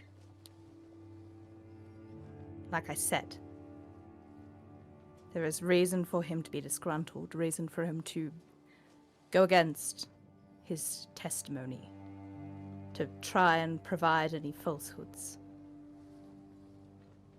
But likewise, I will say that I paid him a visit last night as well. Again, both to confirm and also better gauge where exactly he would stand with things. And I believe, from at least the interactions I've had, I hope it is enough that he will provide an honest and a truthful testimony against his employer. Just wanted to be known. Edwin's making the same faces I'm making right now. It's just gonna like look at that like every now and again, but she's just getting through this. Well, I mean, I will say Merrick and I treated him with more kindness than he probably deserved. He walked away with his life. We spared his wolves. We've given them a better home. We treated him kindly, all things considering. He's not I'm gonna sure- care. No, but he is someone that knows his place. I'll give him that. He was always good at following orders. Knowing one's place, I don't really think is relevant here. I think telling the truth is what is important, and that comes with how one is treated. So as long as, we continue to uphold the word we gave him, I'm sure it'll be fine. Is anyone hungry? Edwin's gonna get up and just start walking to go get food. I think we were still talking, Edwin. Oh, Merrick's sorry. gonna hold out his arm and block the door.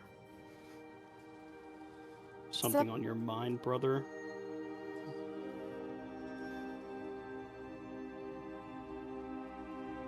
About the testimony.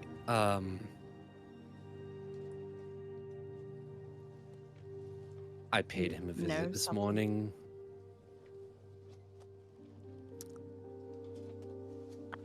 I didn't really say anything much. He was really just yelling the whole time at me.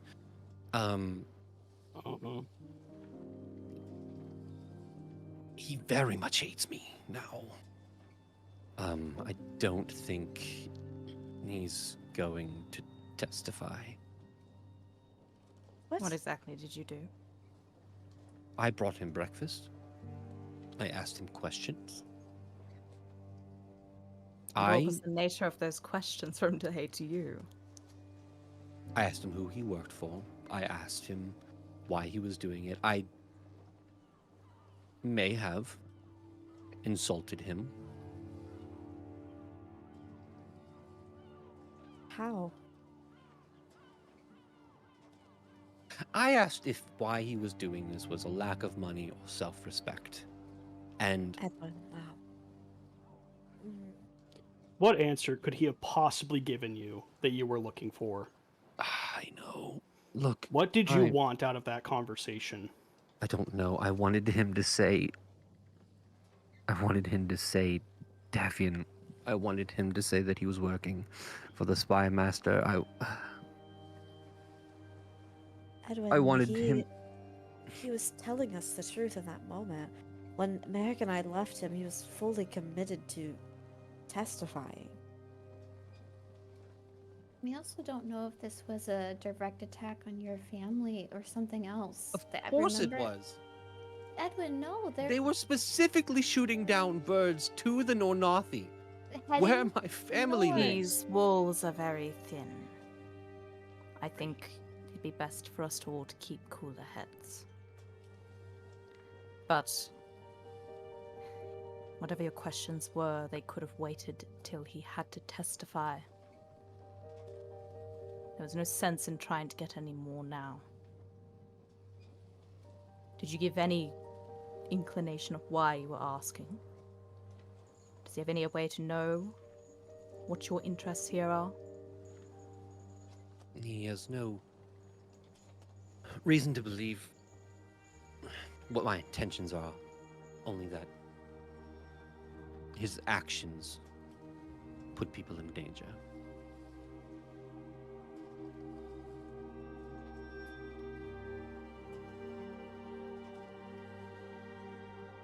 I'm sorry. I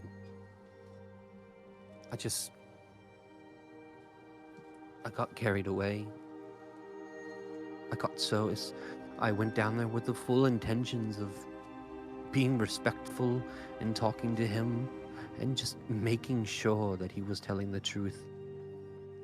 And as soon as I saw him, all I could think of was that his actions were putting them in danger. And all of my logic left, and there was nothing but anger. I'm sorry, I'm sorry.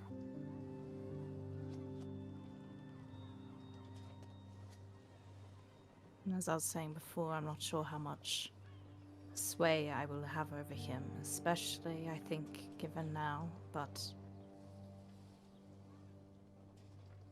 again, he's always been someone that would follow orders, would follow the right of law. No, I don't think he's going to follow orders, and he made it very apparent that he hates you and me, and if he ever gets out, you would want to, I think he was implying, kill us?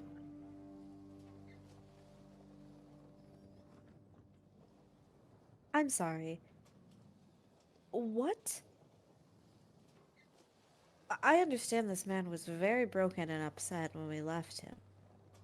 I mean, he was shouting some very aggressive things towards me, but nothing to that extent.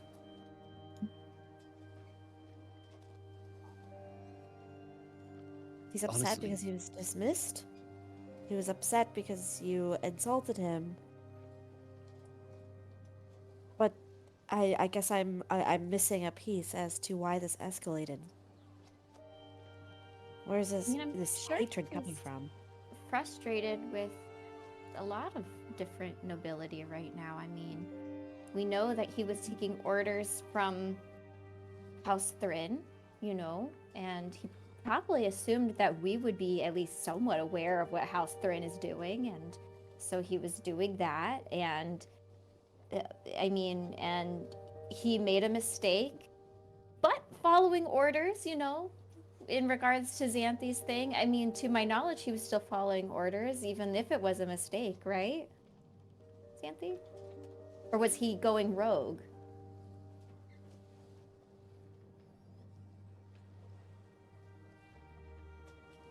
Wasn't exactly details that were important.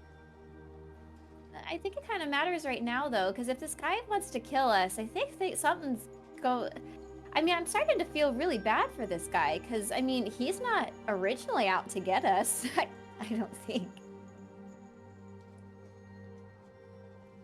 Because that'd be a lot just to be like, you know what, I'm just going to go ahead and threaten the hand of the king. Like, you kind of got to get pushed really dramatically that way. I agree. He's already a broken man. So think about broken things like a broken glass. It's just shrapnel everywhere. Has no strength behind it. Well, that's a little harsh. I think he's just a guy. Regardless, I don't think he's going to help. And quite honestly, what does his testimony give us anyways? It was has the no one link. piece we had against Thrin. Now we have nothing. We don't even know what Thrin exactly is connected to. Doesn't We can connect assume, with yes, but Davian. there is no link. But regardless, I know that it looks to American Kalen. I know the two of you did this to help me, and I feel awful that I've gone and screwed it up. I am truly sorry.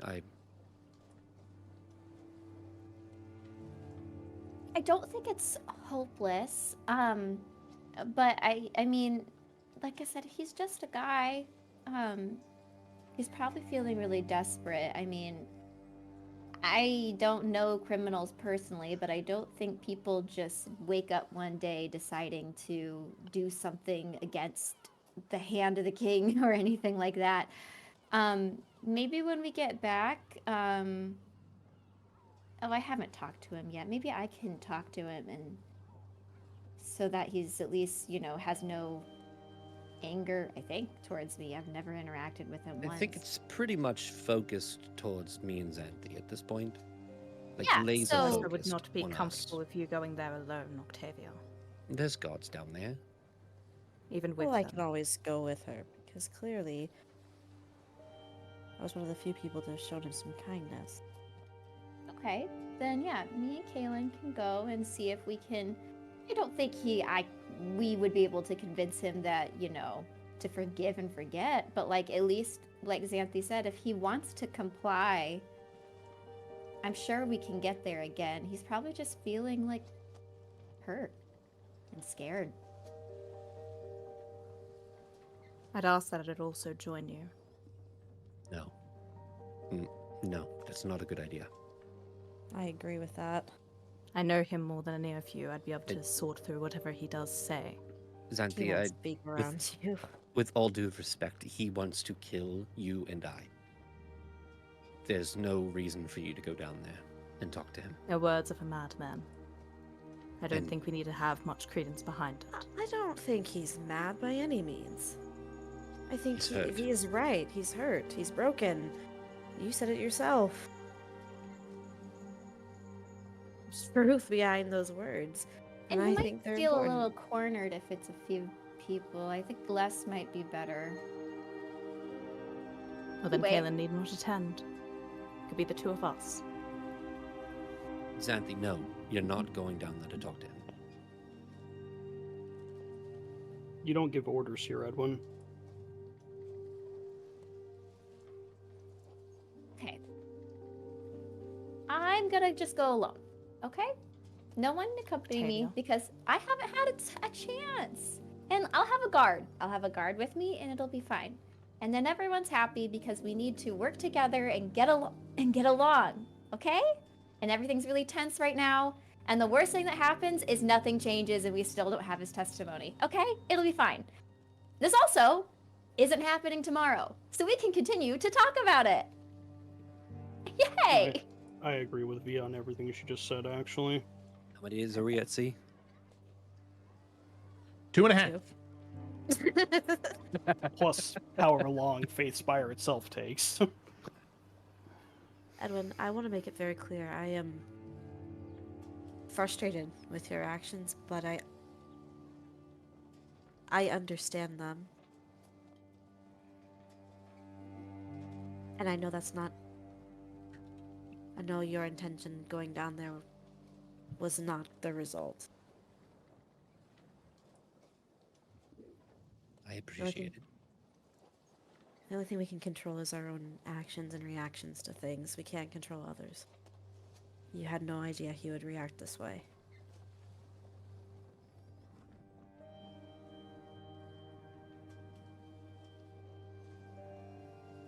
I'll do better. I can apologize many times aside. There are seconds in a day. I don't know. I feel horrible.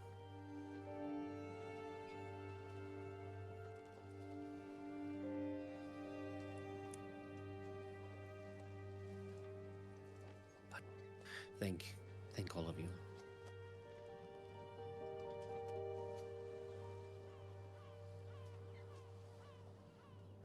Does Well. anyone actually want breakfast? I'm alright.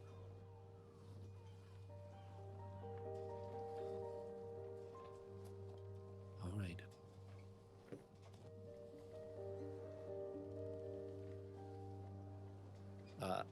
Edwin walks towards the door, looks at Merrick.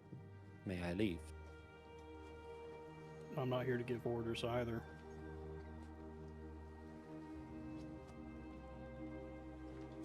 Edwin walks out to get eggs or fish or whatever the fuck is on the ship.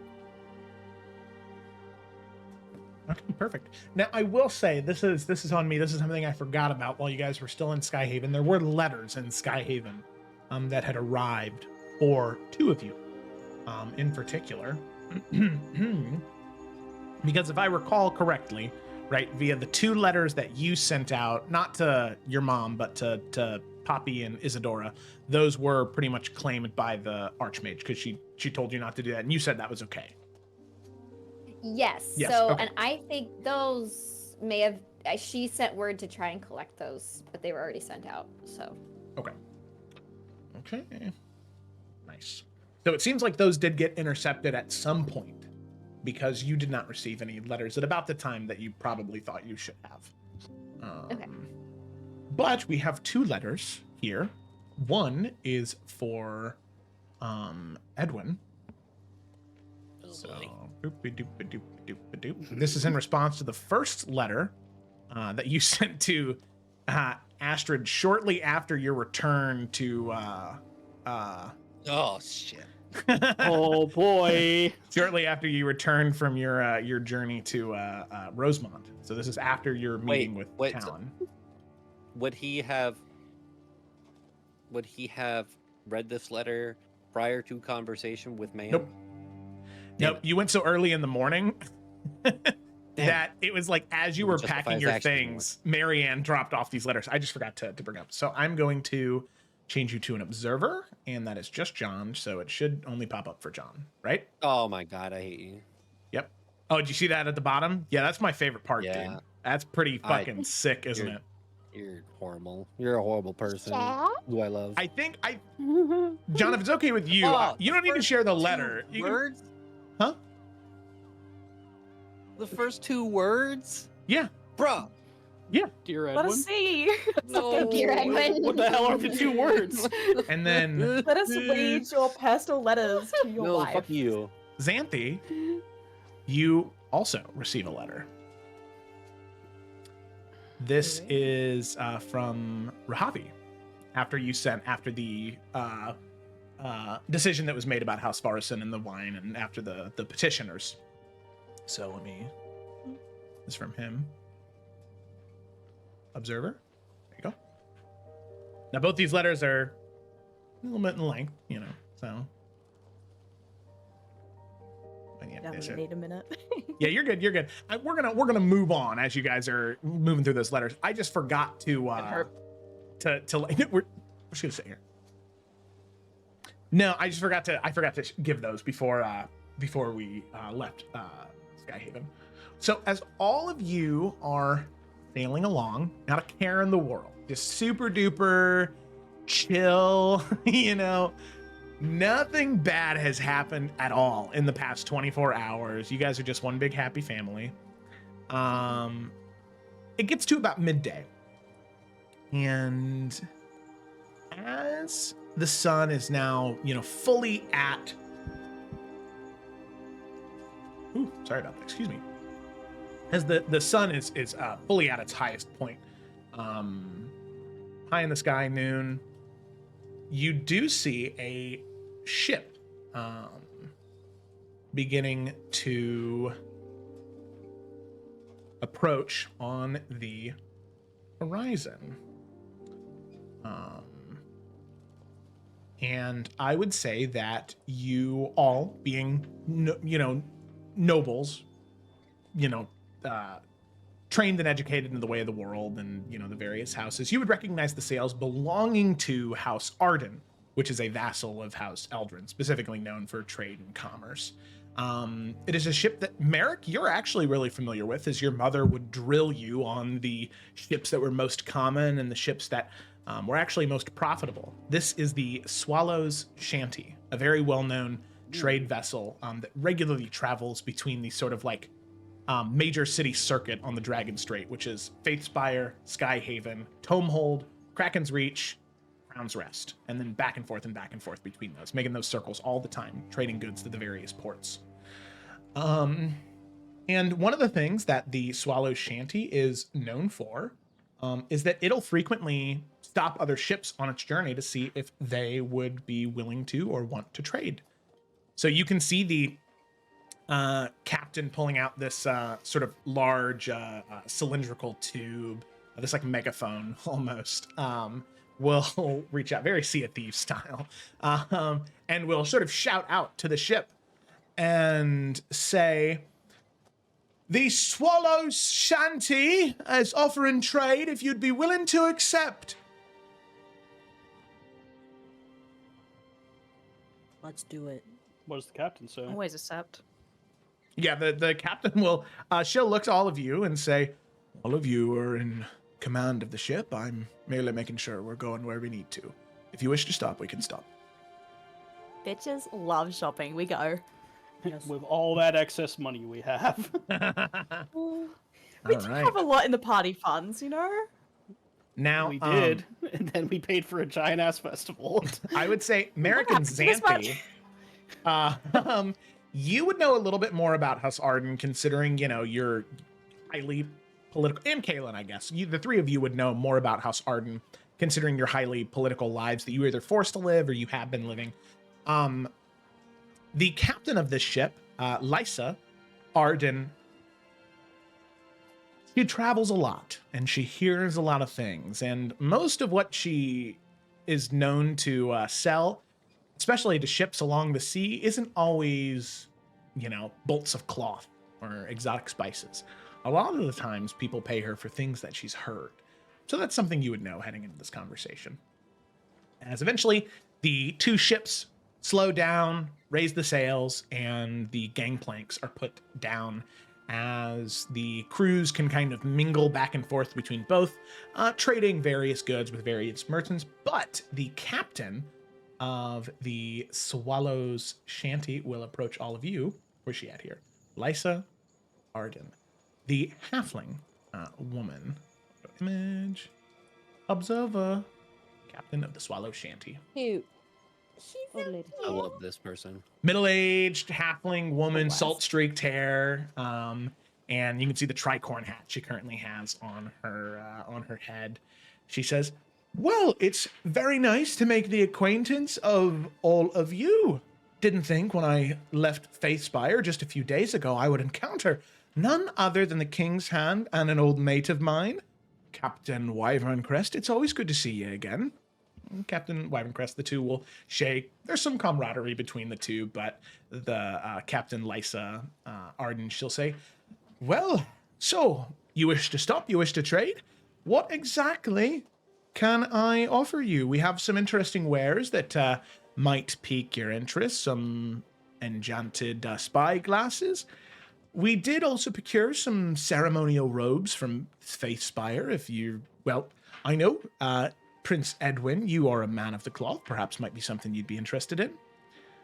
We also procured these interesting smoke bombs from an artificer within Faithspire in the workers' district. The incense actually is known to able to break concentration of spells, interestingly enough.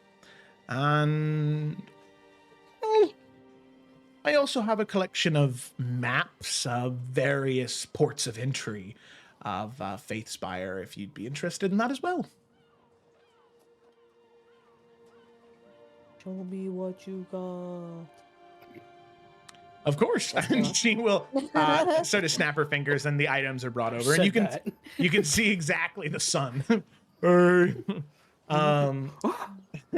You can see exactly what she was Fractured. talking about: the enchanted ceremonial robes, the enchanted telescope, which you can see. It's actually really interesting. The part of the lens has these like three small like rhyonite crystals that sort of come out to a point at the very bottom of the spyglass, and she says, that spyglass, actually, after having it be identified from a peculiar market near the sea, has the ability to see through minor illusions. Nothing too intense, nothing too powerful, but see through minor illusions.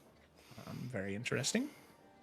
So is there anything you might be interested in perhaps bartering, trading for, or just, if you're willing to pay in gold and platinum, I'd be happy to accept. I mean, real quick, what are the specifics for those Faithspire maps? Is it just like more in-depth stuff, or like something more juicy? Like, what's the vibe? Does it So, mark all the you- secret collectibles on the map? Or Does Xanthi inquire about it? Yeah, I should inquire. Okay. Well, and you can see she kind of looks towards Lysa, or not Lysa, she looks towards Captain Wyverncrest and looks back to you and says, well, I'm sure a lady of such stature as yourself wouldn't be quite interested in these old maps. In fact, they're quite old, probably outdated. They were used by smugglers, actually. Really more of a historical artifact at this point rather than a useful map of the city. But secret ports of entry, some of which may be blocked off, some of which might not be. Smugglers, used to be quite the big thing in Faithspire before the churches moved in. I still believe having a look at these maps would still be wise. If they contain more dangerous secrets, then, well, it would be unwise to let them go astray. Yes. Oh, aye, of course. However, that being said, I did intend to deliver these to the libraries within Tomehold, as they are historical documents. But I believe they could be trusted within the hands of the King's Hand, so to speak. But, of course, I am a businesswoman after all, and I couldn't depart with them freely. After all, well, offset the cost of me losing whatever the libraries of Tomehold would give me for it. How much are you asking? Oh, for ancient texts like these, although they might be outdated, the historical relevance, I think, is quite interesting.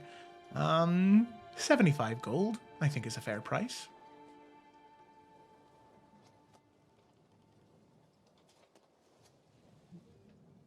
Do you have a guaranteed buyer already from that library, or are you simply willing to offer them and hope they have interest? I have quite a few contacts within Tomehold that, while I have not sent word yet, anytime I find ancient texts and maps like this, they are always foaming at the mouth to get their hands on them. If we give you 50 gold, we could take that extra effort from your hands, I suppose. Not have to reach out to all these different contacts. Make a persuasion check, Xanthi. I'm so good at these, don't even worry.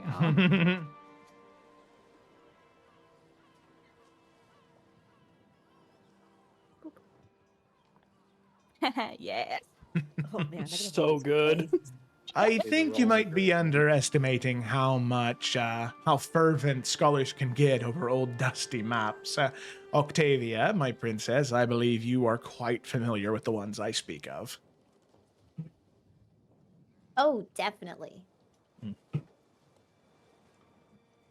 Well, I mean, Xanthi, did you want these? I believe they could be of use, yes. All right, well, 75 gold. Good for me if it's good for all of you. Yeah, I feel like though that's where we're headed. It might be a good idea to have something like that on hand.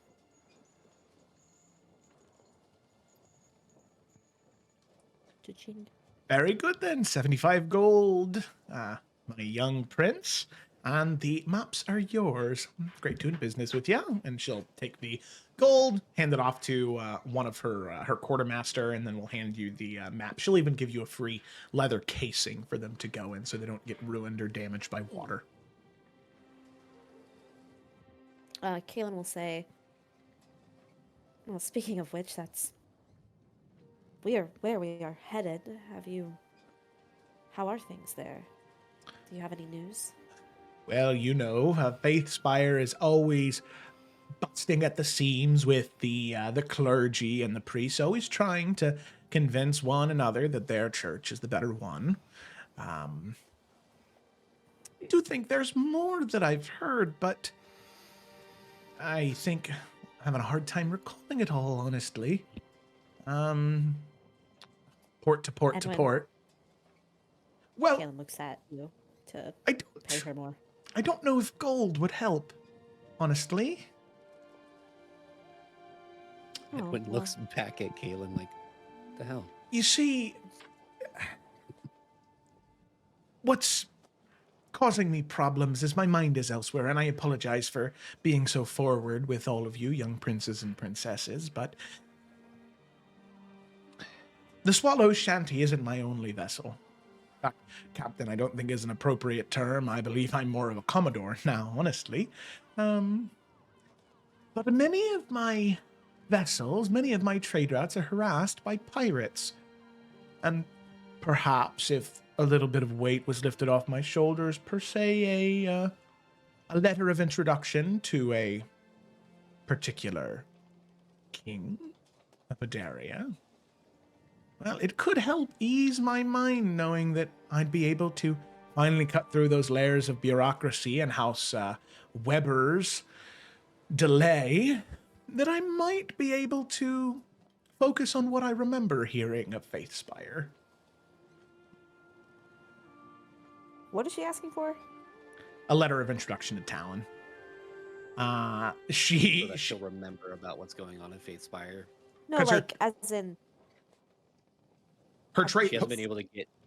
her trade routes are being harassed right now, and she wants a letter of introduction to Talon so she can hopefully speed along the bureaucracy. Because right now, House Weber, the house in charge of protecting trade vessels, apparently has been giving her sort of this like indefinite delay. So she hopes that if she can petition directly to Talon, that it'll help get it resolved faster. Oh. I mean, that doesn't sound like a bad thing, right, team? What do we think? I'm okay with that. I kind of think it's weird to ask that for just information exchange. Like, what is this information? Like, I don't know. It was kind of like, that to me sounds like a lot. I don't know. I don't think it is much on our end. We're just being like, hey, Dad, this person wants a petition. Like, Okay. we're not guaranteeing her anything. He can beyond still just say ability piss to be off. heard. Exactly. Yeah, all right. Like, we're not guaranteeing that the petition's going to go through, that we even care for her or any opinions on it. Just, you know, she has a slot. Giving her an Yeah. opportunity to present her case. Yeah, And then we don't have to decide. Dad can decide. exactly. Unless he's still out of commission, then we decide anyways, lol. Well, we can just decide at a different time. I think Yeah. that we could write a letter of introduction, signed and sealed by the hand of the king to, or hand of, yes, the hand of the king to the king himself. King's hand. Yeah, that one. For information, and because it is a large ask, a little bit of a discount on some of these items. No. Completed deals, notwithstanding. Correct? Correct. Oh, very well. Let's see a letter produced, and I think I'll be able to tell you what I know.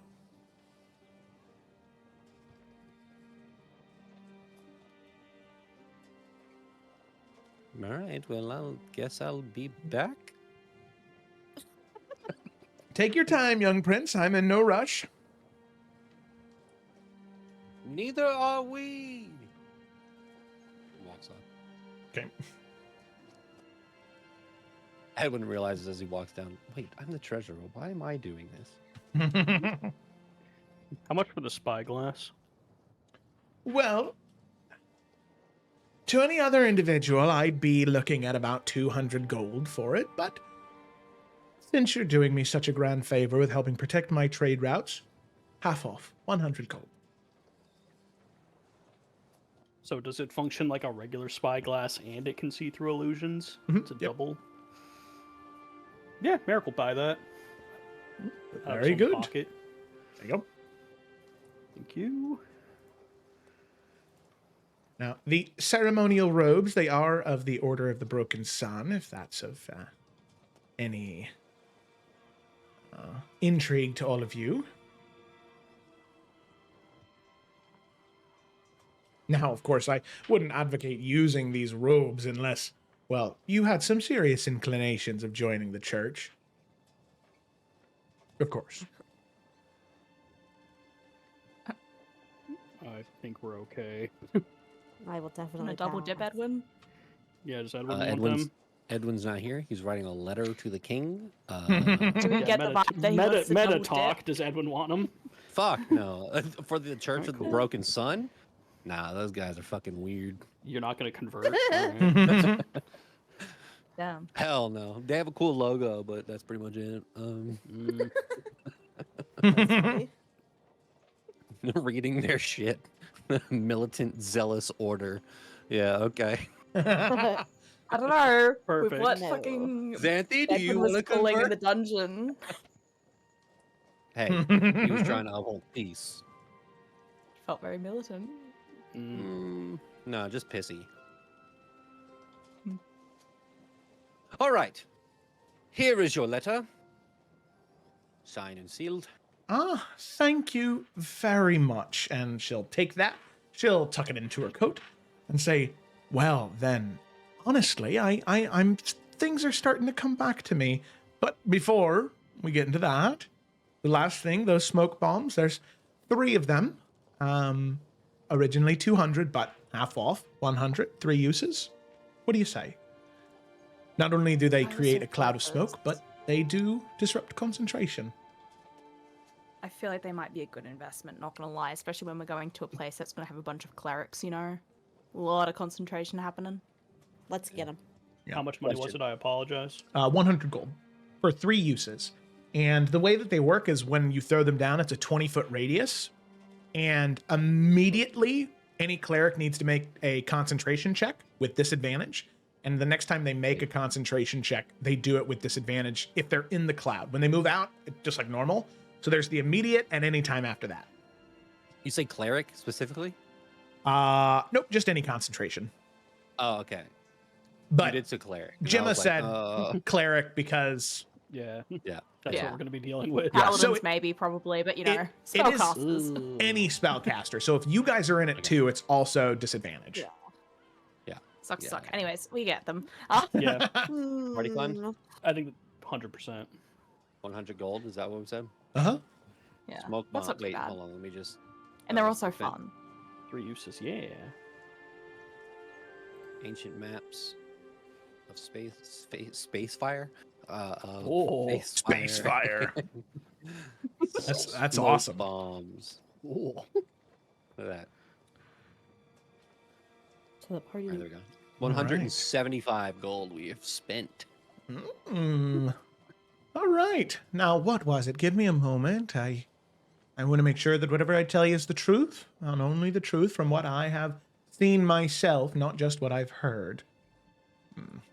Can never trust words from individuals who spend their lives living in shanty towns, that's for sure. That's right, I remember now.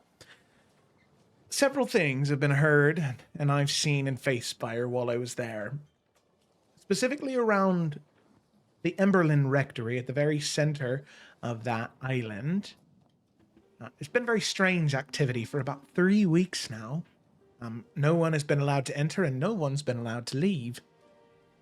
Solar champions of the Church of the Broken Sun have been turning away even high-ranking nobles from visiting the Lady Paramount. Very strange.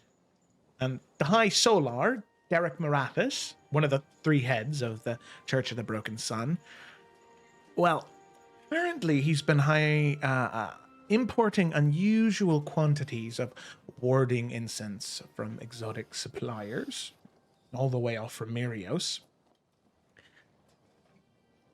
And several priests who were to make public, who had public duties to attend to, they needed to go give speeches, to give blessings. They have not been seen at their duties for the past 3 weeks. And finally, this one is the most interesting to me. Prince Lionel, Lady Emberlin's son, has been making discreet inquiries about hiring mercenaries. For what reason, I'm not sure. But has been trying to hire something. Mercenaries to, well, accomplish something.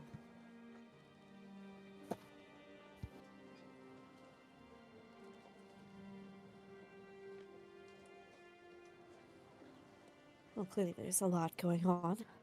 Oh, yes. Very glad I'm leaving Faithspire, and I'm heading, well, Skyhaven, I hear, is quite nice, actually, this time of year. I'm very excited to see it again. Been a couple months now. Thank you for the information. It's a lot to process, but it'll be incredibly important. At least we have a little bit more insight going in. Thank you. Of course. Of course. And, last thing I'll say, apparently the Church of the Cleansing Tempest has been having quite some issues with the Church of the Broken Sun.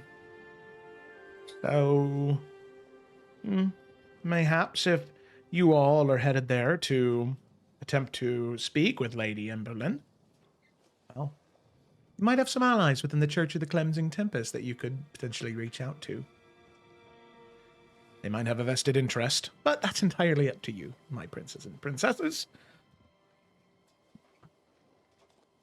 That's that guy we met on the road, right? Yep. What was his name? Alandor. Ah, He's the undead guy. yeah. The Revenant. Do you think you'll like working with us? No. Don't think He's not the you'll- only guy. No, it's just him. How are you everywhere all the time? Ray's undead. Okay. So with mean, that, Hold on, real quick. Like, us as, like, you know, part of that royal house and all that, do we have at least, like at least decent standing with, Church of the Cleansing Tempest? Because, like, our family got rid of the guy they were really upset about, so, No, us. Alandor is, needless to say, he's a little bent out of shape most of the time because he's undead. You know, as the whole meat puppet thing definitely did not do numbers for his happiness about living, or I guess not living, existence, I guess is the better Unliving. word for it. Yeah, unliving. Yeah. The Church of the Cleansing Tempest and House Falkrest have always had a good relationship because of the vested interest in making sure that the Crimson Court doesn't return, you know, and that any remnants of Draven with Alistair Draven are wiped clean. So we could generally expect that we would be able to, like, get assistance from them. Especially because we're not carrying something to us like dragon eggs right now, so, like... yeah.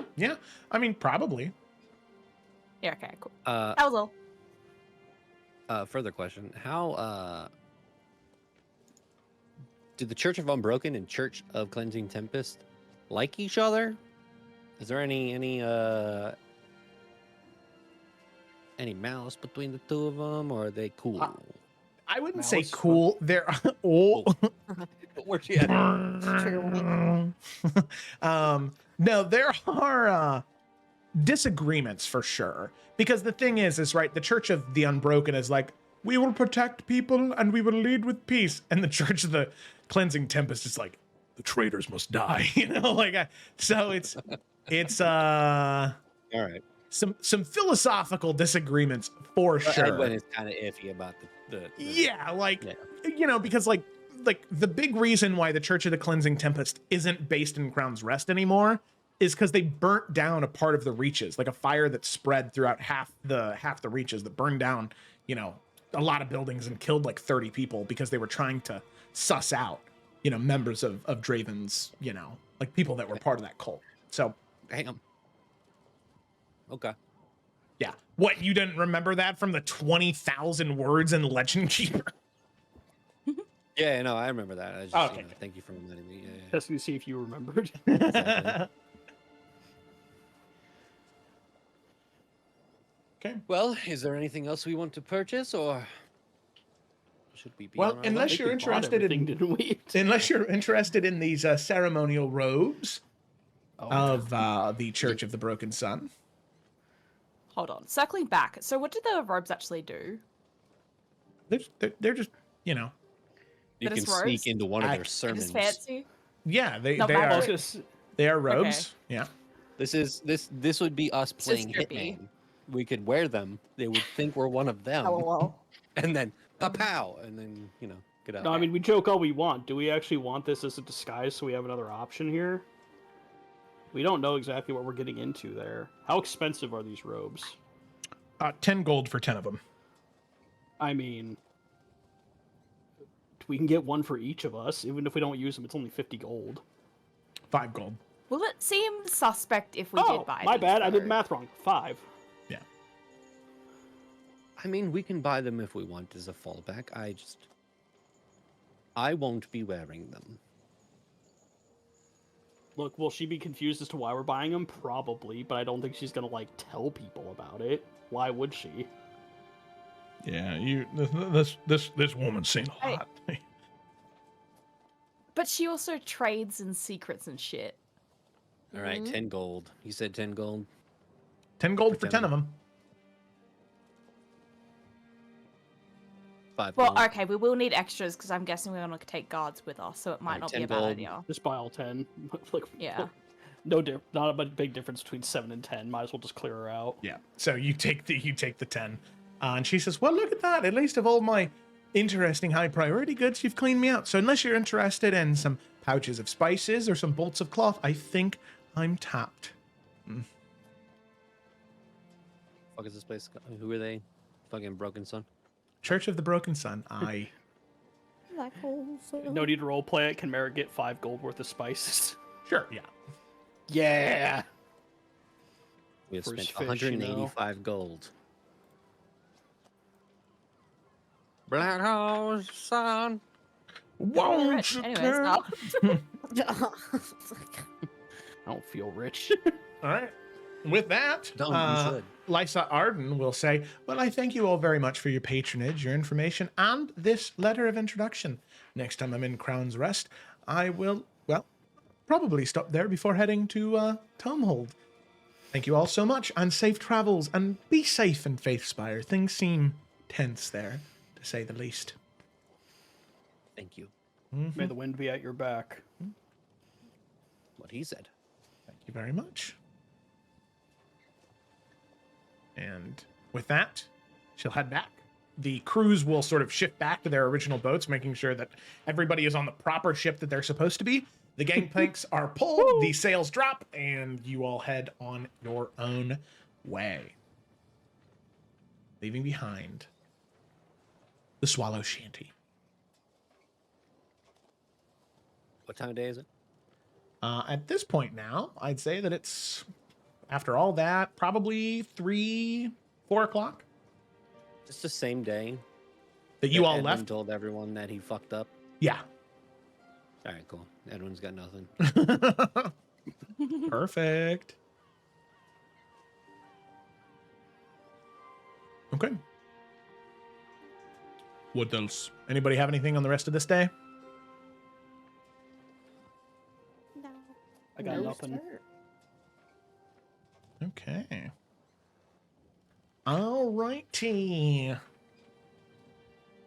So, all of you continue on your way throughout the rest of the day, and eventually, night begins to fall on the sea. The ship continues sailing as various pilots take shifts, making sure that no rogue rocks shoot up out of the water and try to claim the ship. It's something that does happen sometimes within the Dragon Strait. So traveling slower at nighttime and ensuring that vigilance is had is something that is very important to those that sail the Dragon Strait. All of you head to bed.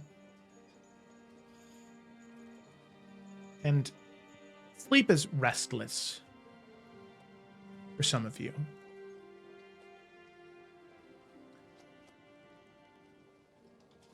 Edwin, as you head to sleep, there are these feelings of anger. This simmering rage planted like a seed that you can feel festering within you. Watered by feelings of inadequacy, by anger, and by blood. And you try and stifle it. You try and push it down. That's not who you are. It's never who you will be. Unless it's who you need to be, is a phrase that crawls up. It's to protect your family, maybe. No, that's not who I am. As you push it down, you close your eyes. You try and sleep. Xanthi, as you sit within your room, you feel that cold. That incredible cold. You think it might just be the mist of the sea within this fall evening. But it is so cold. It's almost comfortable. But you do your best to not focus on it. Focus on the days ahead. Between the festival and whatever's happening in Faithspire, you don't have time for these passing fancies right now. Finally, Via, you're the last one whose sleep doesn't exactly come easy to you. You're not sure what it is. The way Edwin was acting today, what you learned happened with Xanthi, how secretive she was trying to be, beating around the bush. You feel this knot begin to form. And in your head. Something that feels like that vision that you had long ago at the school, but deeper. Something so tightly knotted that has so many threads attached to it that it's hard to perceive, and it hurts. It's like a migraine that is stabbing at every square inch of your head with razor-thin needles. There might even be a small moment where you try to unravel some of it, but it feels impossible. It feels too complicated. So you breathe, and you head to rest, hoping that in the morning, the feeling will go away. Merrick and Kaylin, however, the two of you seem to sleep rather restfully that night, aside from the pain and panic that your family puts you through. High five, Kaylin. Middle children, let's go. Middle kids. Oh, All right. crazy times. So, I'm sorry, I have a quick question. Yeah, I meant to ask this earlier, but then like so much happened before I finally got to Merrick showing up. Was Ed, and if I missed it, I'm sorry, was Edwin ever able to get that gauntlet off? Did we notice it? Because Merrick saw him with the gauntlet when he healed Rainier. He had high enough passive perception. Yeah. You guys do not see the gauntlet. Okay. However, Edwin, That was all. you have not been able to get it off. Oh. He has tried every night since. Less and less every night, by the way. Gonna have to cut the hand off. Xanthi. Join me. You start hearing Edwin screaming from the other room. I'm Miss Baxter. Together. All right. I'll do it. Fuck it. Merrick turns over in bed. I'm sure it's fine.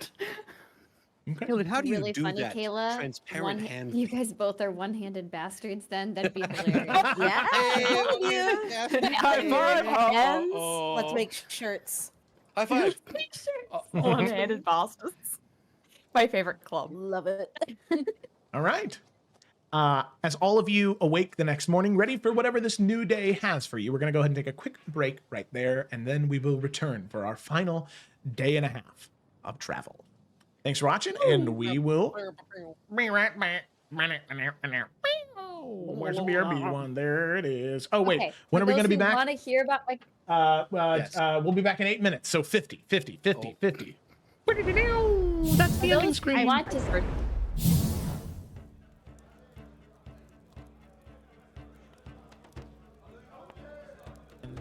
You find that forward camp. Tits. No! 12. 12, that just hits. Well, wait. Yeah, I was like, really?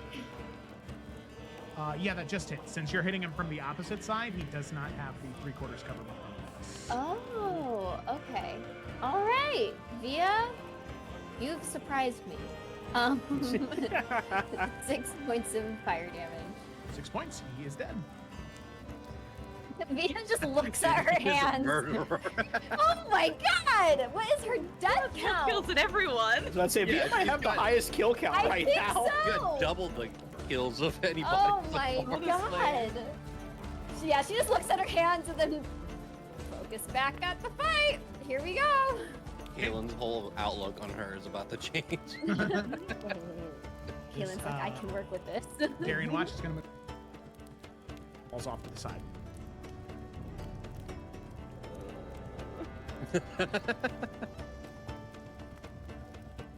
What is going on? You rigged the game, Joe. This is some bullshit. Merrick, dagger in. You are so focused because if you move your hand just 1 inch too much, you'll end up lifting the mechanism. You'll end up lifting the mechanism, and then it'll end up setting the whole thing off anyway. And you see the dragon egg beginning to shift out of the corner of your eye, but you're so focused on what you're doing as you throw your hand up to try and catch it. The depth perception on the corner of your eye is not where it needs to be. As you end up trying to grab it as it's already beginning to shift and fall, The egg doesn't crack or shatter. In fact, it breaks part of the stone in that sort of 4-foot drop. And Merrick. +2. All right, 24. But then yeah, then a bonus action, cry. Just cry. Yeah. Okay. That's a Yeah. free action, Nick. Oh, okay, fair. good.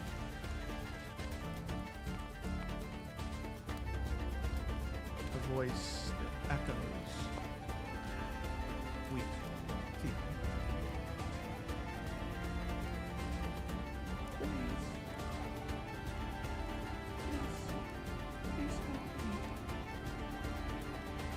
And you feel that voice emanating from the far left side of that altar, from that emerald egg. The others don't speak at all. You don't feel anything coming from them, but from that emerald egg.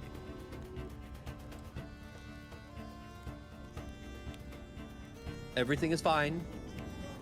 Make a deception I check. promise. Make a Why would deception you check. say that?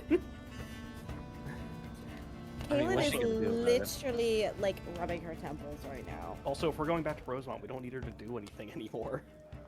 Oh, Kaylin is really rubbing her fucking temples. Oh, no! no.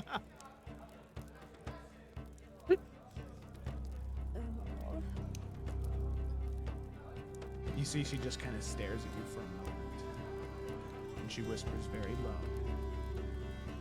Is there some?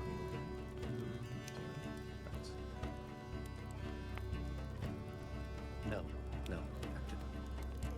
It's just us. There was much to discuss.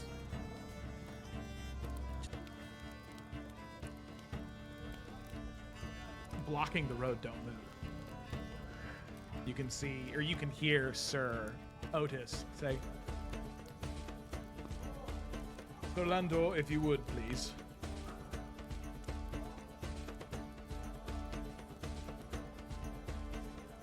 If you would please order your soldiers to move. They are no soldiers. Sir Otis. They're clergymen. Come, make way. Allow the Lady Paramount and the princes and princesses to travel freely. And with that, the soldiers split. And the caravan moves, creaking forward. As all of you looking out through the windows, you can see the clergymen turn about face. That's so funny. I haven't changed the name of the Cloudbot yet, so it's Solvis Emerald is the name of the cloud. I did see that. I noticed that. Yeah. He's still in the ether somewhere. Good. Still have- All right, it's not changing. That'll be the All right. remnant of the past Yes. campaigns that exist still. Yeah, I think that's funny. I like it. He's in charge of this cult too. I'm gonna lose my shit. Dude. I thought we killed you. Could you imagine? I was Somehow, Solvis Emerald returned. We've played these games before. He can't keep getting away with it. You find, after walking through the village, taking about 15-20 minutes to get together, and you find that forward camp. Tits. No. You find pitched Yes. tents. Pitched tents. No. Clip it. Hey, there's your first Clip one. it. Look like tits. I clip those tits. God damn it. We're 20 minutes in, dude, and I could. Jarvis clip. So that way, if there's something in the vault that, you feel like shouldn't be there, or that none of you put in there, you can go to her and you can see who put that item in there. And Could you send us a list of all the names? Yeah, that would Yeah. be Mhm. helpful. yeah, I got you. And then finally, there is Dravana Windmere, who is an elf, who is the steward of guest relations. So anytime guests are staying, she makes sure that the rooms are clean and proper, and that anything they need is taken care of. So if you have a Loxodon guest coming over, she'll make sure that an extra large bed is put in the room to accommodate their stature. Amazing. You find, after walking through the village, taking about 15-20 minutes to get together, and you find that forward camp. Tits, no! You find pitched tents. Pitched tents. No! Clip it. Hey, there's your first. Reiterate plan so we're all on the same page. Merrick, Yep. with 2 other guards, and Fiddle in his pocket, looking around. Via is going to infiltrate into said place and attempt to pull lever to open door. We, the children, and some guards are going to be standing off to the side hiding, while another envoy goes up to the front gate. And no, we're just all hiding. No. There's got to be the envoy of, I think, captain and maybe 3 guards, just so there's more with us. They're going to be going to that exposed like wall entrance, and they're going to be posing as an envoy. Because we want where the conversation to take place not be near the gate, because otherwise that makes it way harder for me to sneak up to where the lever is if everyone's gathered there. Okay. Yeah. And Kaylin's gonna do some talking. Yeah, we don't have one of those. Okay. Okay. Oh shit, he's back. That was the fastest piss of the West. Because I had to listen. It's across the hall. It's, yes, I did. My hands on are the way there and all the Fastest way piss in the West is the greatest thing you've ever said, Gayla. I ignore that. Okay. We're back. We're ready to go. Well, I'm so Merrick's not. Well, yeah, we don't have Ryan now. Ryan, dude. Look, in his defense, I don't think anyone thought you were gonna take a 3-second piss. Thanks for the follow, old chubby. Pissing from rain. Save for the piss. Yeah, I covered my camera up. It's just right across the hall, like right past that door. So in the frame, I was just look, mom, no hands. Were you just at your office door? Yeah, for sure. Yeah. Anyway, Kobe. All right, hello everybody. We are back, and we're gonna go ahead and dive right back in after a rather tense beginning of the session with Edwin heading into the dredges of Skyhaven, or of Seahaven, the port city attached to Skyhaven, looking for something there that he could use as a truth serum. He does eventually find what he's looking for, but not before being accosted near the end of the dregs and attempted to be robbed. However, in a moment, he blacks out, and the individual that was trying to rob him in particular ended up dead on the ground, the gauntlet on Edwin's hand dripping with blood. Very strange indeed. From there, Edwin returns to the keep to try and get a good night's rest. We then jump to Kaelin, who that morning, before leaving Seahaven, wanted to speak with Bjorn. After informing him more about this creature, this entity that seems to be following Kaelin, watching out for her, being a patron of a sort, honestly, Bjorn offers to train her in the ways of the Veil Walker, giving her a short, guided introduction to just peering into that world at a very surface level, sort of state of limbo in between the spirit realm and the material plane. She does it successfully, easily even. And although he doesn't say it, Kaelin can tell that even Bjorn was surprised about how easy it came to her. So, from there, Kaelin promises to continue trying and training to do that in particular. But they will train more when she returns to Skyhaven. We then jump back to Edwin, who goes to interrogate Kester. While within the dungeon, the conversation quickly goes south. Edwin doing his best to intimidate, to try and get information, to get the truth, so he can protect his family and know that his family is safe, and that no dangerous information was given to the individual who had hired Kester. Kester breaks, seemingly, claiming that Xanthi and Edwin are both the same, and that he hates them for treating him like he is some animal that they can come to, that they can get what they want, and that they can abuse because they view him as lesser. There is so much hate in his heart for not just those two, but seemingly for all nobles who would try to manipulate him and make him play their game. And all he wants is maybe just a simple life. But that's not what he can have anymore. He's been pulled into this game. But eventually we do leave Faithspire, or not Faithspire. We leave Skyhaven, headed towards Faithspire, ready to try and resolve the issue, resolving Lady Emberlin. On your journey there, you do encounter a merchant by the name of Lysa Arden. You trade some goods, and you continued on your way. Some of the items and information you get will be helpful in your time in Faithspire, at least you hope. But with that, all of you wake up the next morning on October the 4th at around 7 a.m. And it is another warm day on this early October, around 70 degrees Fahrenheit. And as the sun begins to rise, you can't see it, as there is rain that begins to pour.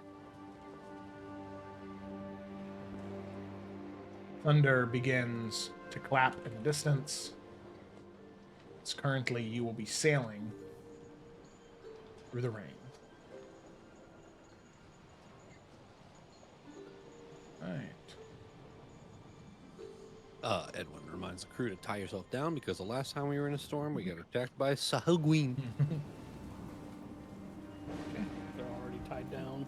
Edwin reminds Merrick, do not go near the edge. Merrick's also tied down. Sorry guys, Edwin has a thing. He's gonna go to Via's room. Or wherever Via is, early in the morning. Wherever she is. Well, if it's storming outside, probably just her room. Not even studying, just probably writing. Okay. Knocks on the door. Come in. Hello, good morning. Hi, how are you doing? I'm doing okay. How are you? I'm pretty okay. Good. I have a question for you. How well versed are you in magical items?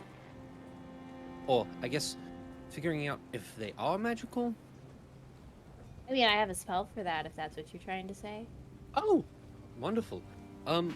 Could you look at this? And he holds his hand out. Your hand. No, this thing. Your hand. What are you doing? You're being so weird. No, via the gauntlet on my hand. Okay, I'll play. Yeah, sure. No. Oh, it's a gauntlet. He looks down at it, looks towards Via. Are you messing with me? That's a funny joke. Can you please? Holds his hand out. Okay, Edwin, now you're starting to freak me out. Via, I want to clarify, you don't see a gauntlet on his hand. Yeah, I know. Okay. Yeah. Yeah. Yeah. I mean, I can look at your skin, like, but you might want to. I thought you were the medicine guy. Well, now I'm starting to get freaked out a little. There's a gauntlet on my hand. Right here. Here. You can't see this. I see your hand, Edwin.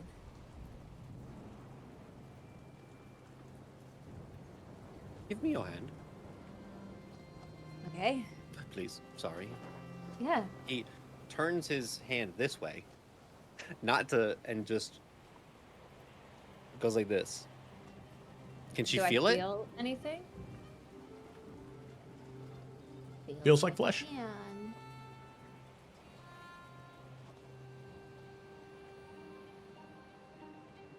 Do you see anything on my hand? No. This was a joke. I got you. I don't. What's wrong? Like.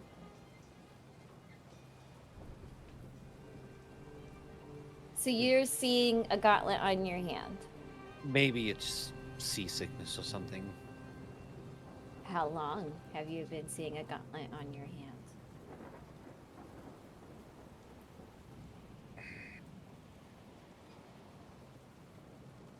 I don't know. A while? It's not seasickness.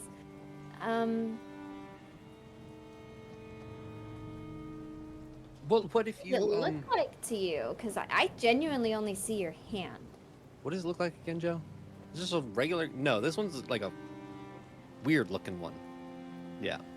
Yeah, it's black enameled steel, and it's like segmented plate. So it almost looks like these large, like spiky bands. So it's like big. It's like apparent. If people were to see this, it would be like, what the fuck is that? I mean, it definitely contrasts with Edwin's current vibe. Okay. But it's not like oversized. It's not like he's wearing like power armor on his one hand, you know? Like it is normal gauntlet sized. It's just It's like ebony armor gauntlets. yeah, that's a good stand-in. Okay. Um, You really can't see this? no. I don't see anything. I mean, but Edwin, this actually doesn't freak me out because I kind of see things all the time. So, like, maybe this is something, maybe you're a little clairvoyant or something. I don't know. Let me, and as Via, like, holds his hand, is she picking up any vibes before she even casts a spell or anything? Like, can she pick up an energy or? Mm-mm. Okay. Well, let me try something.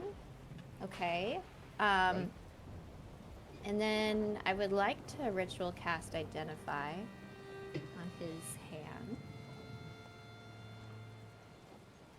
Okay.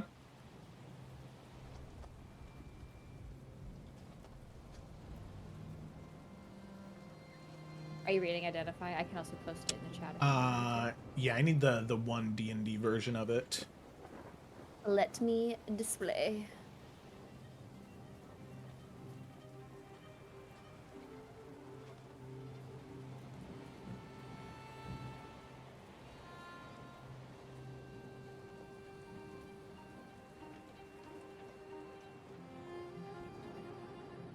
Man. This one's heavy up to DM interpretation. Mm-hmm. She's not touching an object, but she is touching a creature. Mm-hmm. Or is she touching the object? All right, that's Dum, dum, all dum. right. There's the rub. I'm not going to ask you this question in the middle of your thinking, actually. I was going to ask a question. I was like, never mind.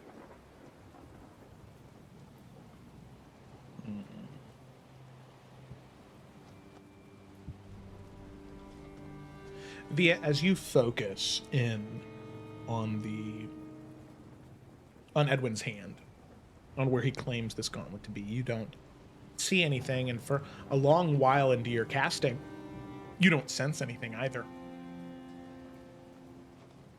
But then, like a light at the end of a tunnel, you feel something. And you feel pulled towards it. You've identified items before, but you can tell that this one is particularly powerful. and you can feel it like you're magnetized to it, to discover what it is.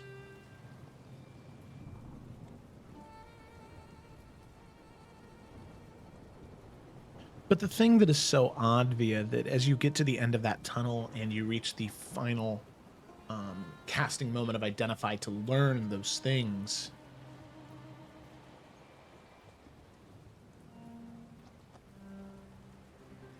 you focus in on them and you ready yourself to let the information flood into your mind, but instead you feel this warmth, this divine nature as the gauntlet apparates on Edwin's hand before you. And you can see that it is this like white enameled steel with this like filigree of gold covering it. And when you focus in on it even further, this gauntlet is seemingly under the effects of various spells. But most importantly, you can see that it's currently under the effect of the Hallow spell, which is a spell known to imbue an area, or in some more advanced casters can even imbue an item with holy power, focused in on the gauntlet in many different facets to truly empower it, but it's like bound. It's restricted. Kind of like a bird that has its wings clipped. Whatever angelic spirit is embedded in this gauntlet, from your perspective right now, its wings have been clipped. And it can't have its full effect. And Edwin, as you look down at it, you can see that it is white and gold on your hand now.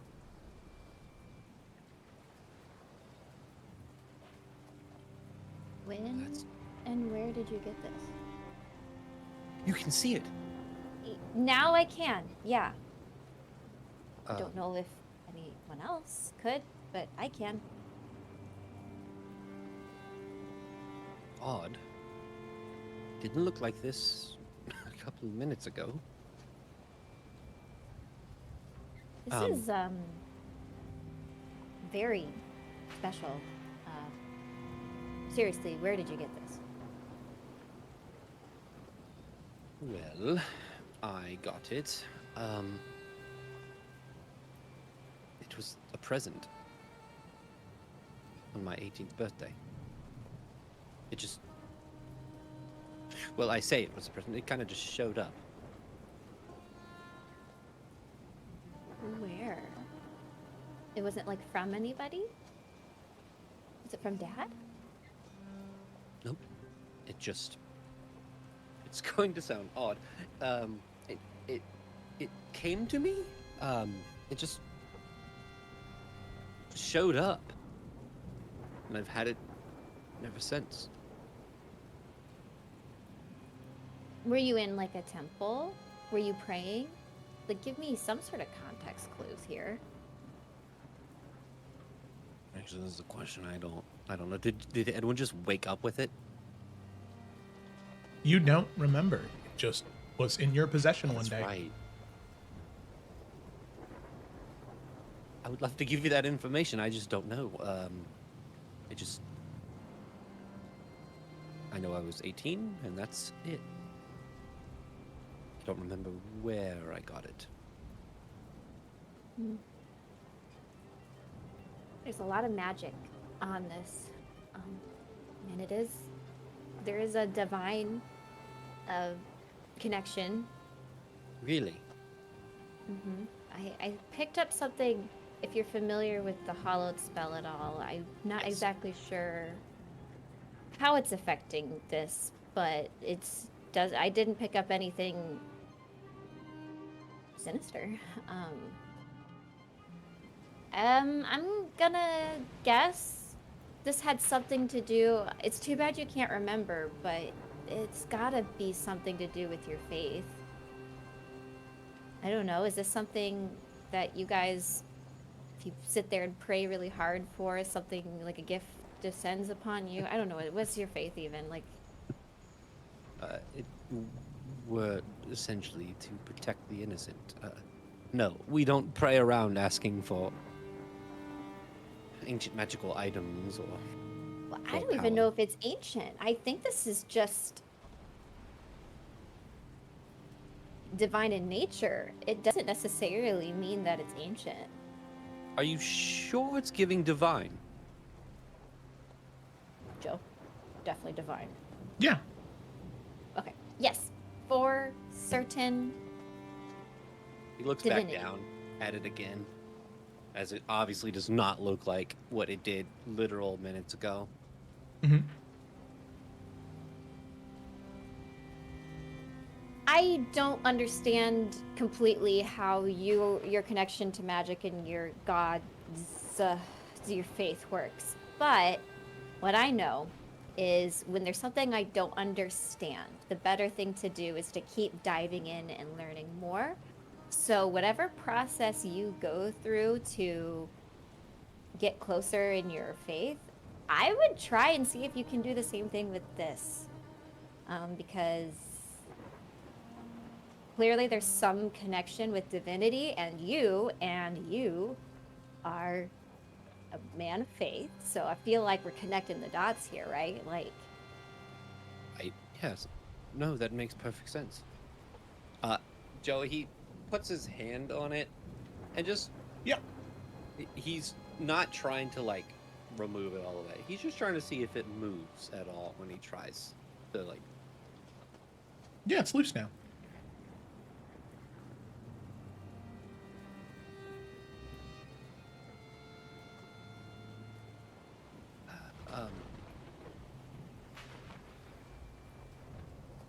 He starts to slide it upwards.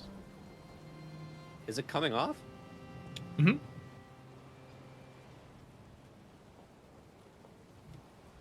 He slides it back down. Well, I appreciate it. Thank you. I didn't know that people couldn't see it. That's fun. But I'm glad you can now. mm-hmm. All right. Well, I will take your advice, as you are an Well, has expert it- in these things. What have you been doing with it for the last few years? Have you just like had it in your back pocket or something? Like, you got it when you were 18, and what are you now, like 75 or some shit? That is rude. I'm 45. I have noticed that it does enhance my abilities some. When I cast spells through it, they come out stronger. So I have been using it periodically for that, if I need. But I don't know what it is. It's been a tool, really. Well, what made you ask about it now? I don't know, I've just had it for so long. I don't know what it is, and I've never checked into it, so. Well, is me not seeing it the only strange thing about it? Oh, besides you not remembering how you got it.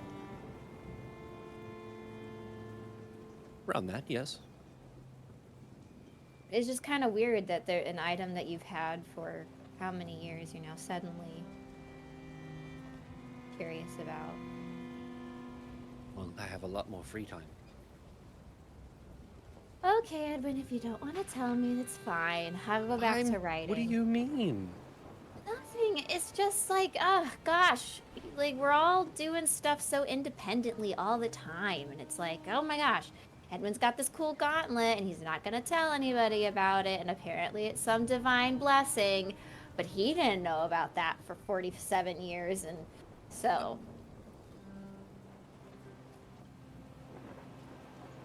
I'm just saying it's a little suspicious.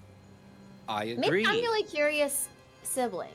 Because I can't stay away from this stuff. I gotta know. So maybe, I don't know, maybe you just need to learn to, like, live a little. I don't know. All right, that's. Look, I appreciate it. Okay, I'm telling you what I know about it. Mhm. Thank you. Of course. I'm always happy to help, so. All right, get back to riding or whatever you were doing. Don't tell me what to do. Goes back to writing.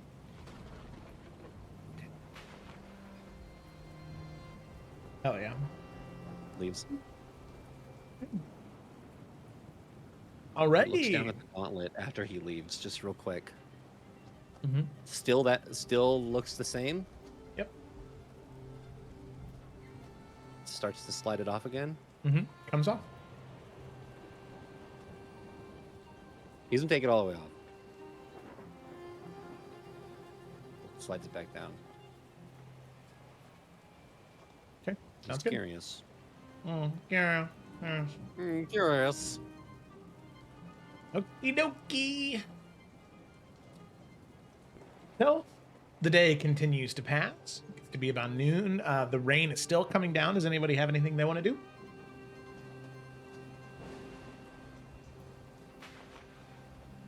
Not I. Yes, very good. Not I. Very good, very good. I've done enough. All right. Never. Day continues to pass till about 4 o'clock. Okay. And as we get to that sort of later afternoon, as all of you are, in your respective rooms, eating, studying, writing, doing whatever you need to do, there is a call from the crow's nest.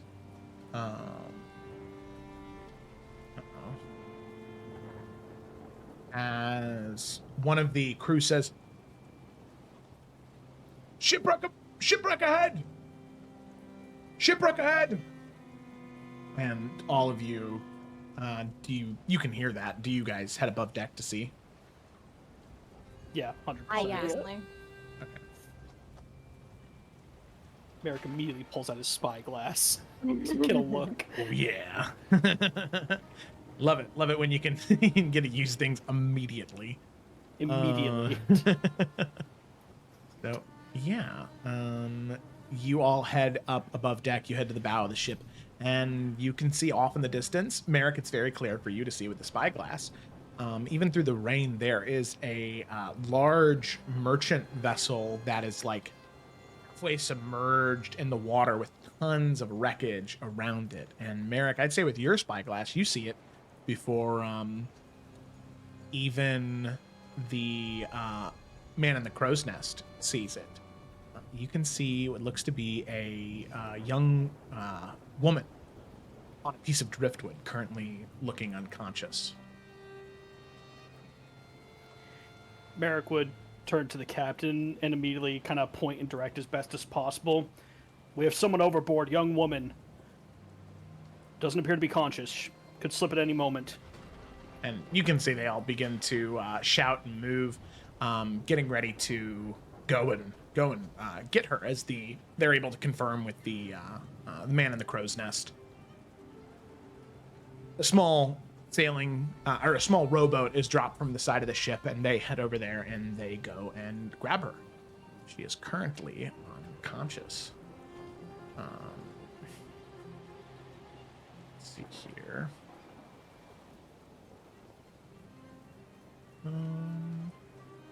Right. So eventually she is brought over, and you can see this young Arcan woman. Silver white skin, sort of chitinous plating, and these like glowing blue markings that are sort of like painted onto her face and arms. And you can see that she wears robes of black, white, and red. The other thing you can see is that the flags of the merchant vessel seems to be that of the city-state of Mirios, all the way from the Starwind Channel. But right now she is unconscious. Breathing? She does appear to be breathing, yeah. Edwin is going to head over and he just want to check to see for... Is she just unconscious because... I mean, he wants to figure out why she's unconscious. Like, battered and bruised. She was drowning. Like, oh, whatever. Yeah, it definitely seems like she was drowning. And it seems as though she coughed up most of the water. She's breathing right now. She's just unconscious. A little bit of healing magic would probably go a long way to help her regain that consciousness. Yeah, he'll go ahead and... Well, healing magic, or can I just use my healer's kit? Yeah, that'd probably be fine too. Okay, cool. I'm gonna use the healer's kit. Little... I mean, if you want to save your healer's kit uses, I'll just drop a cure wounds into her. No, You get limited uses on that, right? Yeah, but I can refill it whenever we shop for anything. Okay. I think it's just better to use this than spell slots, just in case. So, he'll start using the healer's kit. Okay. All right, so Edwin, as you begin to use the healer's kit, you can see that there are several people that are kind of making room for the woman. But eventually, you finish using the healer's kit, and you can see her eyes slowly begin to open as she coughs. Oh, thank you. I'm safe. But I was dead. Thank you. He's going to slowly help her up and say, slow. And as he kind of... What does this one look like, Joe? Well, I'm going to go ahead and share that right now, actually. Image. Observer. Bah. Ooh. She is an arcan. Well, I'm being sus. Sounds a little racist, but okay. I would also say, Gemma, Xanthi would recognize the markings on these robes. And definitely lights a fire under Xanthi immediately, because these are robes that bear the iconography of the Order of the Edict. Kind of looks Yeah, like them. Xanthi's definitely like staying in the back of whatever's happening. I imagine there's a bit of commotion going on. Obviously, as people like checking on this person, like seeing what the hell's happening. But Xanthi's definitely like staying back from all of it.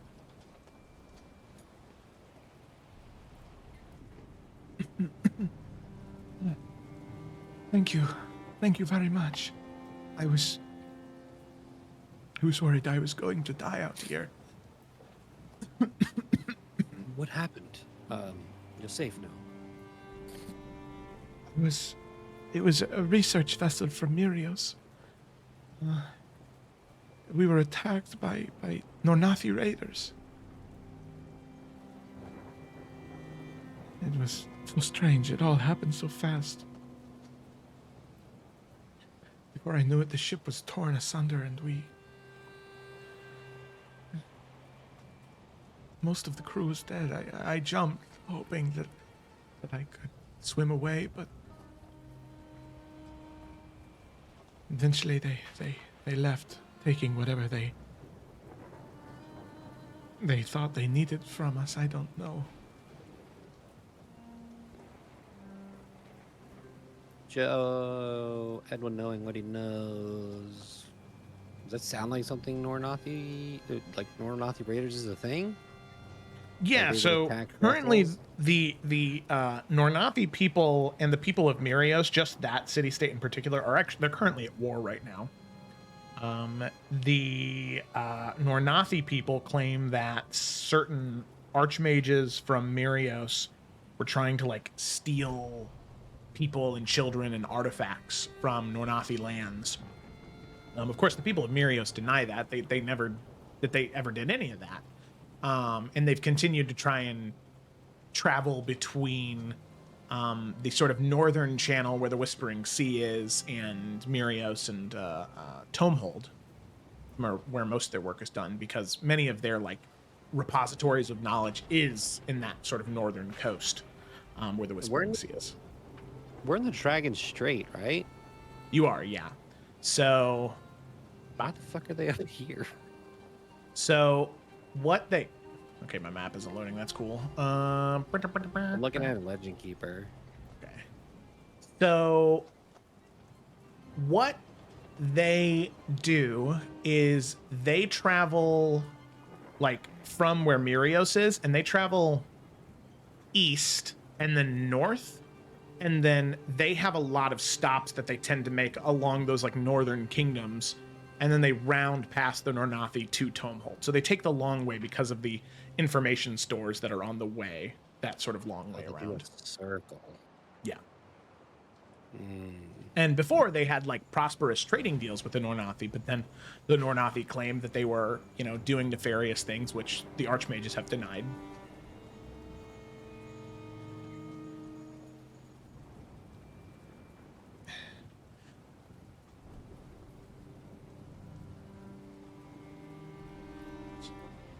I am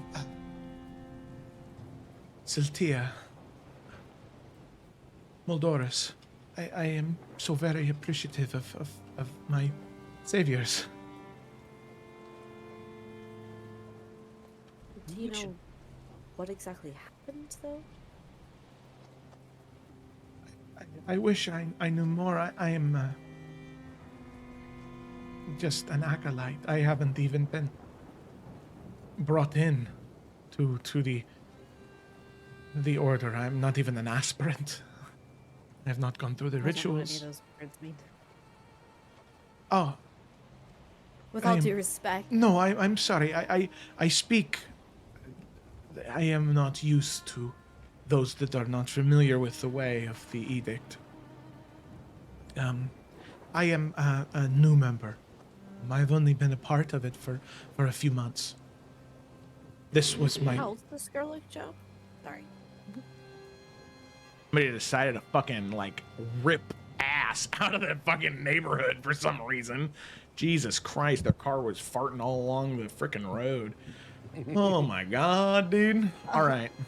It wasn't that loud, but okay. My window's open, so yes, it was that loud. Oh, okay. Yeah, yeah. Um, King's thing. Yeah. So how old does she look?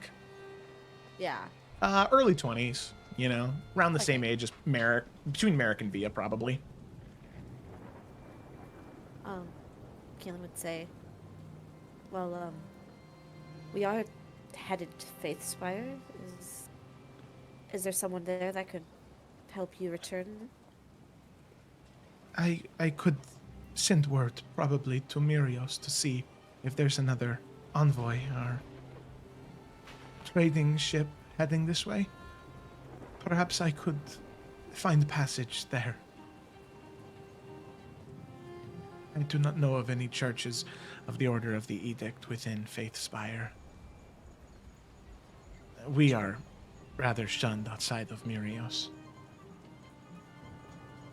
Well, if anything, again, you could send word, or if we pass by another trading ship, like you said, we could reach out. Right now, this is the safest place he could probably be. And how far away are we from Faithspire? Probably about another day or so. About a half day. You guys have almost been on for the full 48 hours now. Yeah, about a half a day. Again, it should be as easy as sending word. Good, there is much that...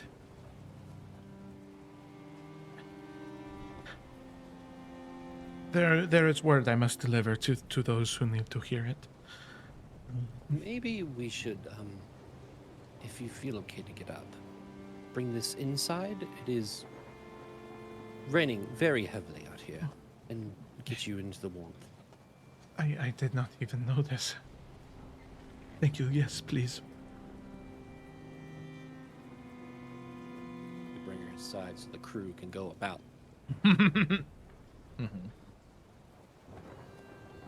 Okay. All right. So yeah, you guys head down below deck, and you provide her with, you know, a towel and some shelter from broken map. It's too funny. Some shelter from the rain.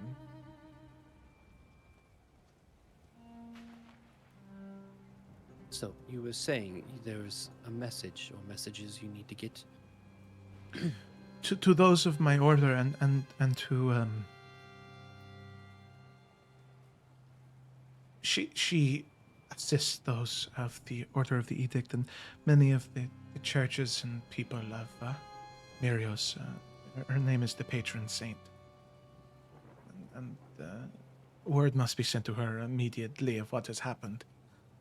There were many valuable texts that we had collected that will need to be retrieved. Most of them sunk to the bottom of this strait now. Well, it may be faster for you to send message. Once we get to Faith Spire, you can send out one of those messenger ravens. Yes, I think that would be best. And then honestly, if they will send ships, you know, anyway, maybe you can just get collected on the way back. And you can just try and rest in Faith Spire while you wait. Yes, I hope so. Perhaps there is some type of boarding house or place that they allow beggars to sleep. I could go there. I'm sure there's a tavern or something, an inn nearby. And also, I assume we're going to a place of many different faiths. They should just welcome people in. Kind of glances at Edwin and shrugs. They should. There are many individuals who look poorly upon the Order of the Edict. You said this, why?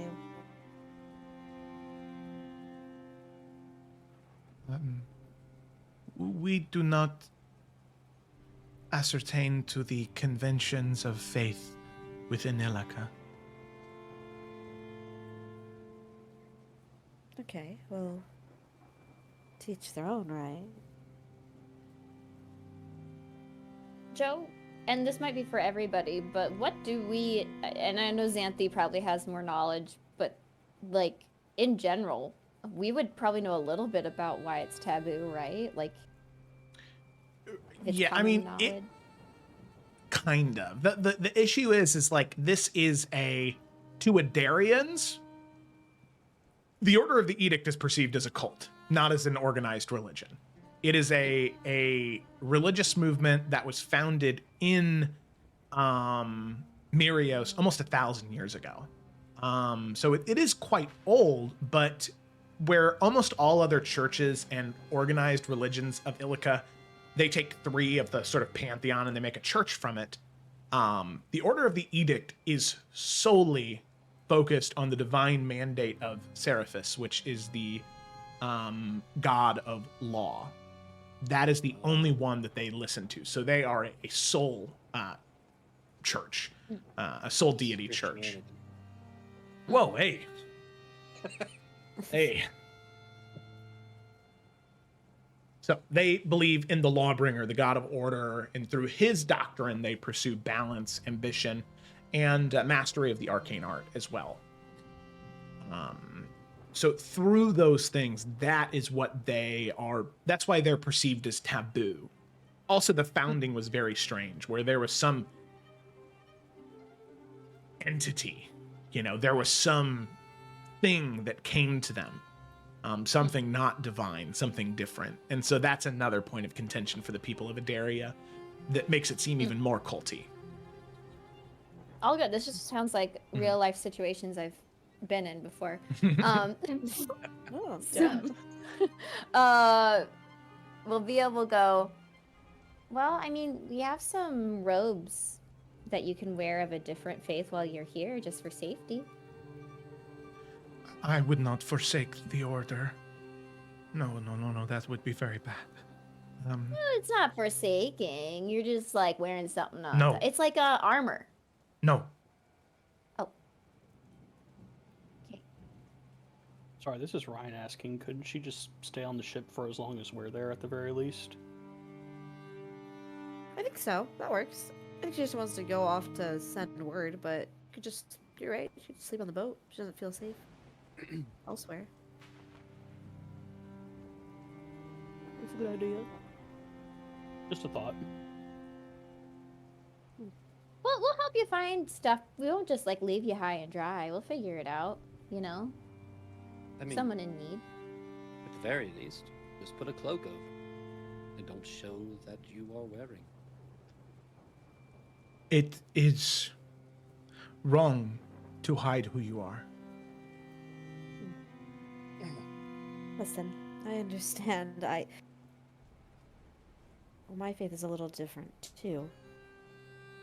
Where I come from, we believe the world serpent helped create everything around us. One of the Zakari, yes. Yes. Everything has spirit, so to speak. Even the ocean that we're on right now has the spirit of its own, and I know to some that might sound crazy or odd, but you don't have to hide who you are. If people don't agree with it, just ignore them. You don't have to engage in conversation.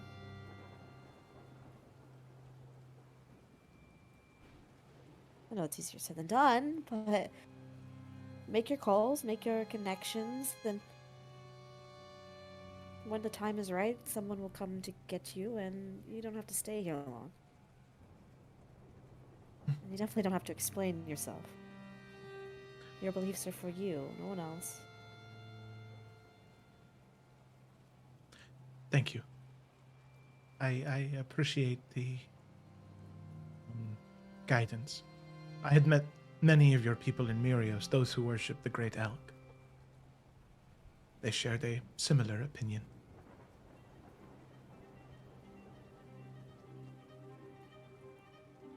And Kale just smiles and nods. Well, is there anything you need in the meantime? No, I do not think so. I think if I could just have some place to rest on my own, that would be nice. Oh, yeah. I think we have some extra cabin space. Let me go ask around for you. Thank you. Thank you very much.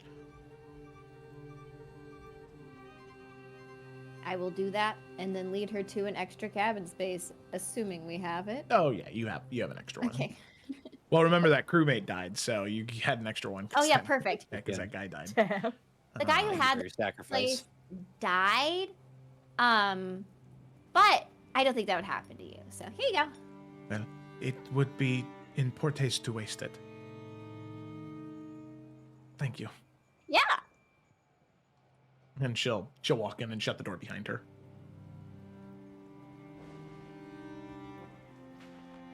Man. Only survivor. That really sucks. Including the books. Yes. Yeah. I don't understand why they would be still taking that route, but I guess they'll learn.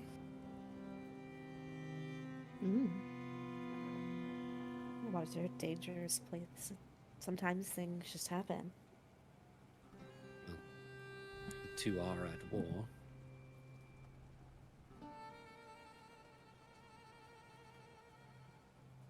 What's Xanthi up to during this entire thing right now? She's still just kind of silent. Yeah, no, she definitely is. I think it's a thing of just like, you know, Xanthi is not a meek person, but this is the meekest she's ever looked. Great. She Cool looked more comment. comfortable with a fucking dagger at her throat than she did now. Ooh. Xanthi, you're very quiet. Figured you'd have something to say here.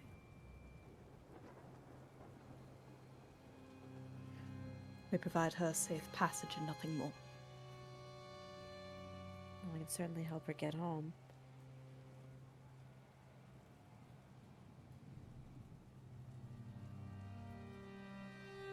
Huh. Caitlin just looked at Xanthi for a long time.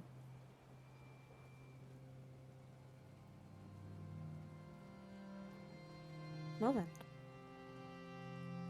I guess that's that.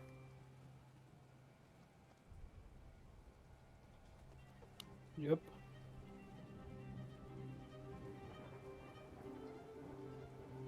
Gonna go now. By the way, I just want to, Edwin, this whole conversation has specifically his gauntleted hand, like right up here, just to see if anyone has a reaction.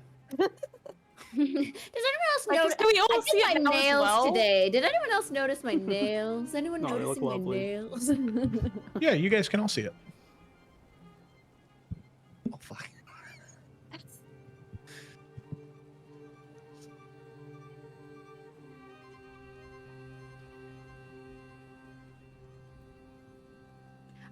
When we all part, assuming we're not still talking, I think at some point before we dock at Faithspire, Via would go find Xanthi, assuming she's just in her room.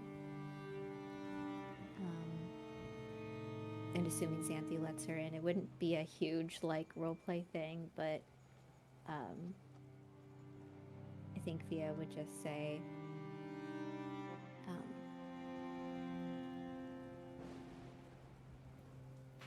I know it was hard to see her probably, but we can handle it. You don't need to interact with her much. Or if you can't be in the same room, that's also okay.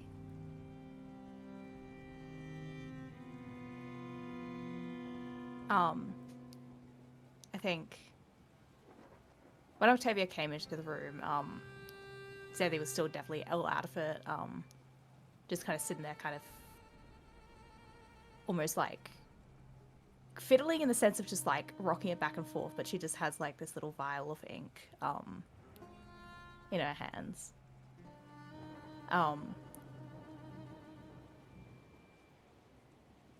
And at that, she'll just say, "It's no issue to be had. We can give her safe passage on the ship, and then what she does is her own."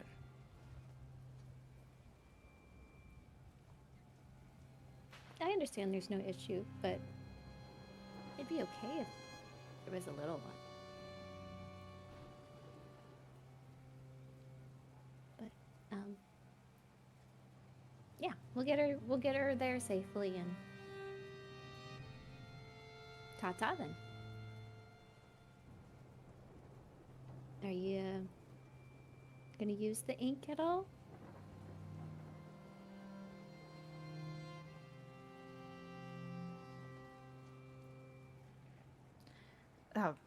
Not at the moment, no. Okay. Well, if you decide to use it for any purpose at all, and you need help or emotional support, I'm probably gonna be useful for at least one of those things, so. Not for that, no.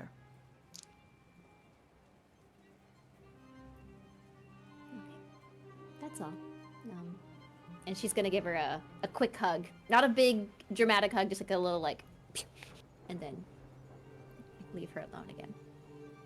Yeah. And she's very protective, like when you go in, like she like Ready to moves kick her. the little vial away just in case you like knock it out. Yeah. Nah. Just a hug. That's Okay. it. All right.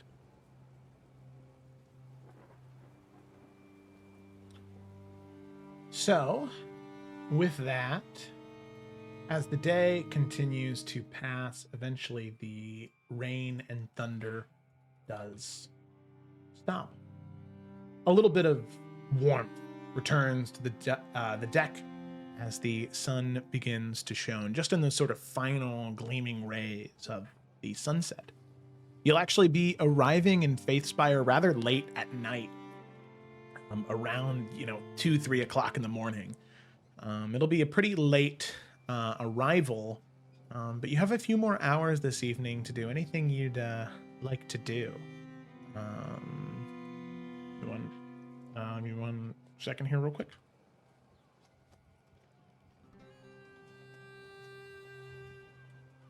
Okay. All right. Took care of that. So, does anybody have anything else they'd like to do before your arrival in Faithspire later today? Merrick's just remaining up top, making sure that everyone is secure.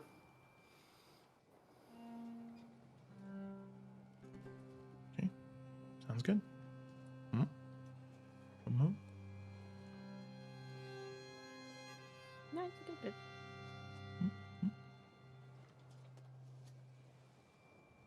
I'm good. All is well. Fantastic.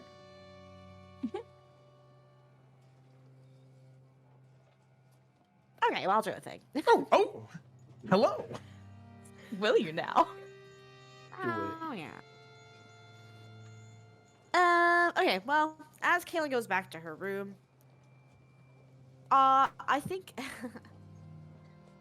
there's a moment where she stops in front of Xanthi's door. But she chooses to do. And then she's gonna go back to her own room. It's thought about it. But, no, not today. She would say, huh? Fucking man up.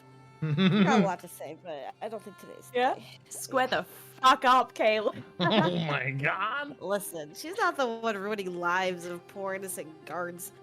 So she could go to her That's room. a massive accusation. That is so unfairly placed. I mean, he did cut the limb of a kid off from what Sam told We don't us. know that whole story. I mean, Can't that's seem the to get part her we removed. know. Sandy told it. Kaylin's Yep, gonna go to she her sure room. did. Okay, so Kaylin goes to her room. Sounds good. Yeah. And she's going to kind of put Samson in her lap. And she's going to light a few candles and going to say, okay, we're going to do a little bit of practice, you and I. She's going to pat Samson on the head. And she's going to check the corners of her room to see if she sees anything before she starts. Mm-mm. She didn't see anything. Okay. I know that you're there. Somewhere. I think. She looks at Samson to see if he says or does anything.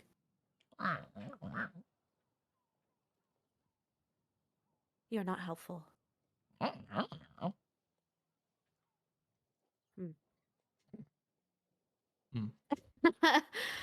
She's going to close her eyes. And she's going to try to recall just the words and placing herself back in the moment with Bjorn and the things that he told her to focus on. And listening to the waves of the ocean, just the gentle rocking of the boat, the call of the birds around her, and kind of honing in on where she is, and then trying to transcend out, if that makes sense. Yeah. Kaylin, you think of the things that Bjorn had said as you were sitting with him back at that serpent statue. Trying to encourage you to fall into that place. 1, feeling the boundaries of your form begin to soften. 2, letting your grief rise to the surface, not to consume you, but to guide you. That sorrow is a thread that connects the worlds. And 3, to open your inner eye, daughter of Senua, and see what has always been here. As you do, the world around you fades, the noises of the creaking ship and the seagulls begins to fade until it's just this echo. Changed, modified, to threads and strands of light that remind you of tiny roots, almost. Sprouting, growing together, twisting together. You can see into the rooms of the ship around you, these knots of essence. You can see one in Via's room that shines bright. In fact, the brightness continues to glow and glow and glow and glow, and the threads fracture out in different, not in different directions, but all entirely up and up and up, looking ahead. You look, and you can see Xanthes. All those knots and roots twisted together, deeply tied together. This infinitely tiny, like, singularity of threads, all closely knotted together, closely bound, incredibly dense and taut. You can see Merrick's stretching outward, stretched so incredibly thin. Up, down, left, right, trying to stretch in every single direction, those roots. And you can see they strain. You can see how frayed they are at the edges. And then you look to where Edwin's room would be. And you see thin threads. And at the core, at that center, is some seed. Something.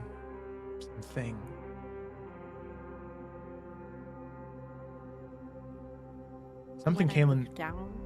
Oh, go ahead. Something that you almost feel like you've seen before. Oh. But as soon as you make eye contact with it, it kind of fades, it dissolves. And then there's this bright light at that core instead. And Kaylin, as you look down, you see roots that go deep down, past the hull of the ship, into the ocean, down to its core, and further beyond that, past the material realm, past this state of limbo, this threshold that you currently sit in. And as you look down, you can see just two eyes looking up at you from that ocean floor. You can see those antlers, massive, looking up at you from deep down. Not in the sea, further beyond that. At the very fathoms of what? You're not quite sure.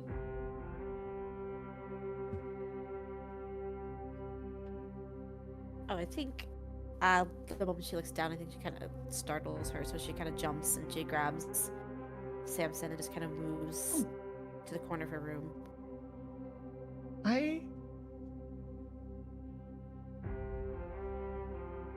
What? She looks at Samson. What is it? Huh? Did you just say words out loud?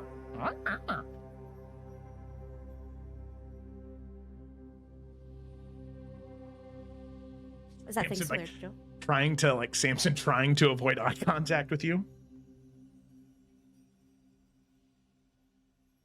Is it still down there, Joe? Sorry. Yeah, you see the eye still looking up at you. Very far away. Kind of hard to see it entirely. Yeah.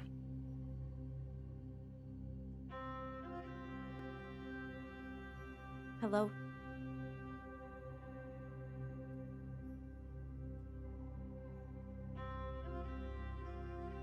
It doesn't respond, Caitlin. Are you afraid? Are you alone?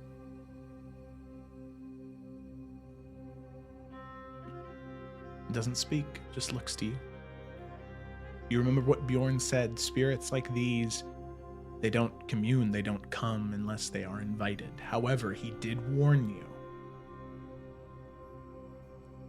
that if you invite it, something else might come. When you open that gate, it's not just the spirit that you ask to come that comes sometimes.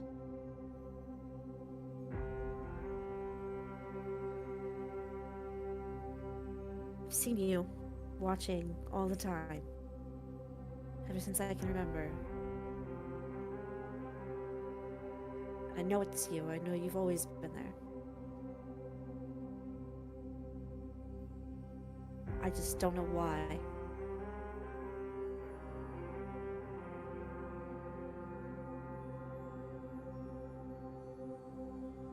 But I can be your friend.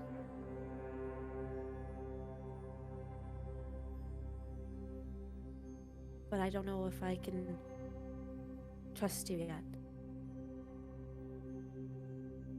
Not entirely. Kind of touches her wrist where her hand should be. Not yet, at least.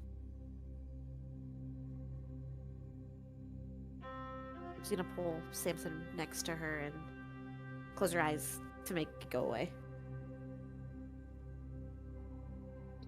Kaylin, it's very strange. You try to leave in that moment, but something stops you. As you open them, that creature still looks up at you. But its eyes aren't angry. Its eyes aren't looking at you, you realize. It's looking behind you.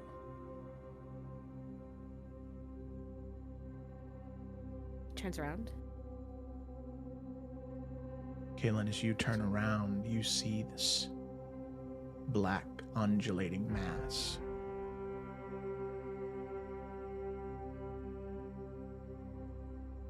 The same one you had seen with Rainier. Your heart sinks.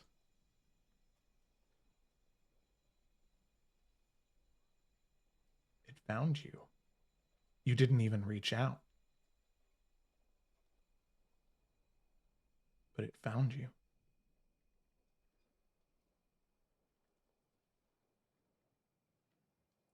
What do you do? She's going to, clutching Samson to her chest, like, scramble to the other side of the room and close her eyes and try to break out of it. You move to the other side of the room and you close your eyes. You clutch Samson. You can see Samson. You can feel Samson like squirming and like hissing and like scratching towards where this thing is, like threatening it, trying to get it to move away. But it doesn't seem afraid. And it speaks to you, Kaylin.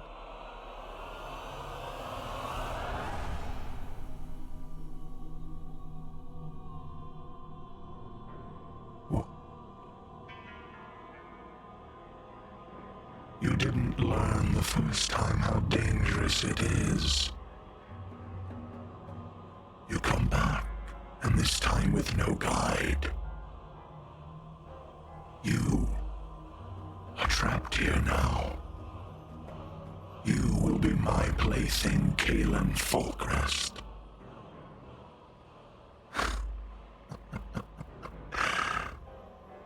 You will not come near me. And I am not trapped here. I can leave. You have no power here. Daughter of old blood of Adaria, old blood of the Serpent's Grove. You are powerless here. And Kaylin, you feel something within you. That same voice, that same urging that you had heard before. Not the voice, but the essence of that thing. With one simple plea. let me in. Coming from deep, deep, deep down those roots. Oh, yeah, she's gonna like take a step backwards. I feel like her back is like up against the wall in her room at this point. That's not true. I have so much more power here than you think I do. I don't know what you are, but you don't know me. You don't know my people. You don't know anything.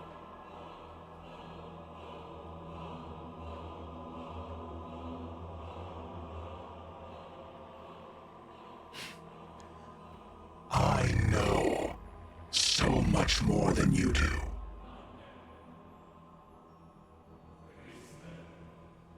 You don't even know the truth of your lineage. What makes you special, princess? Don't call me that. Kaylin, do you let that dweller at the roots in? Yes. Okay. So as you do that, Kaylin, as you say, don't call me that, and you welcome that presence, you don't see it move. You don't, even to a degree, you don't feel it. All you feel is safety. That same safety you felt during your first choosing ceremony, that same safety you felt on that fateful night when you left the Serpent's Grove, even with all the uncertainty that was there. That black, undulating mass is split in two. Well, not the mass. This state of limbo you find yourself in is split in two, as if roots being shattered. This scream emanates from you. And as you do, the rest of that ethereal world fractures into tiny pieces of glass and falls away. And Kaylin, as you open your eyes, the sound of the ship returns.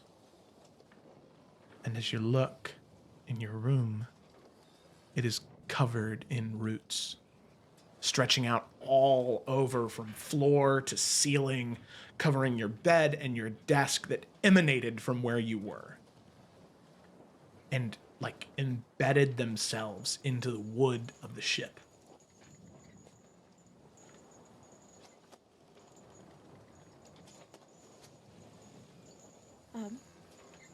She's looking around. She's gonna. I feel like at this point she was like nearly squeezing the life out of Samson. She's gonna just like slowly like put him back on the ground. Okay, this is fine. This is fine. We're home. We're safe. We are safe. Yeah. This is fine.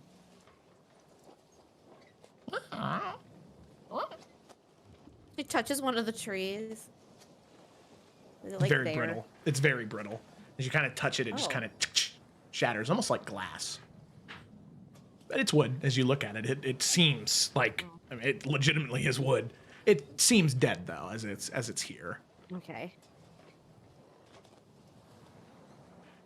Got a whole bunch of kindling now. Speaking, yeah, as if speaking to like something that's not there. She's gonna say out loud, "Thank you. Thank you." She'll scoop Samson back up.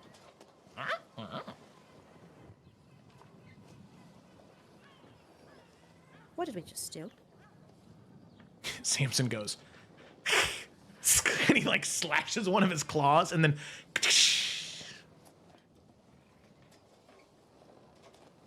Okay. Let's sit over here in this corner and really think about the consequences of our actions. you see he looks at you like, our actions? Like you can see the Rock, like Dwayne Johnson eyebrows on it.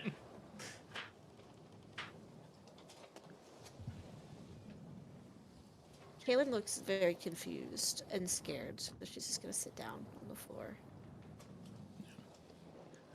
Kalen, after a few moments, eventually the twigs, they do begin to kind of snap and break and fall. And those of you in the rooms next to Kalen, every once in a while, it's like every like minute or so you hear it's like the sticks are snapping and dropping on the ground. Okay. Yeah. All right. I will just say, as that's happening around her, I think Kaylin is kind of like teared up at this point a little bit as she's just kind of sitting on the floor.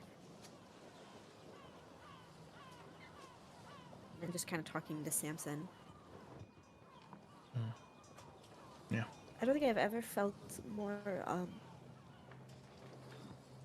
alone and not alone at the same time. Isn't that funny? Oh. Samson kind of crawls up on your shoulder and like a scarf kind of wraps around your neck.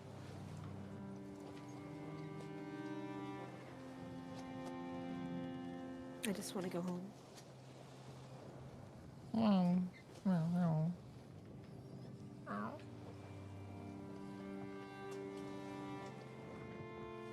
Thanks. Just don't pet him. Kind of like leaning, like pushing into your hand. If you're there, please don't leave me again. You see he shakes his head.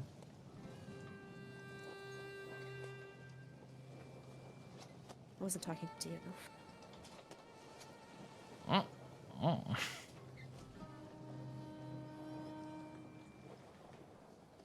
Okay. She'll just sit there for a while. All right.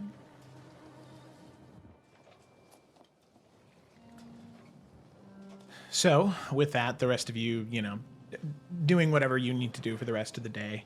I would say that Merrick, just like what I've been messaging you, that kind of like on and off, as you're up above deck, just kind of like looking, making sure that nothing's on the horizon, using your spyglass, it stops once more. And a few moments later, you do see that Silta, the woman that belonged to the Order of the Edict, does come above deck. And she is looking out at the horizon, port and starboard, just to see if there's any land in sight. But sees nothing, and she heads back down below deck. And then a few moments later, you hear that humming once more. And no discernible source, I assume. Mm-hmm. No discernible source, it's just there. Louder than what it typically is. Copy that. Okay. All right. Cool. Here we go. All right, with that, eventually you get closer and closer and closer to Faith Spire. Until eventually the sun is fully set, the moon is beginning to rise, and Faith Spire is only a few hours away at this point. So does anybody have any final things they'd like to do before your arrival in Faith Spire?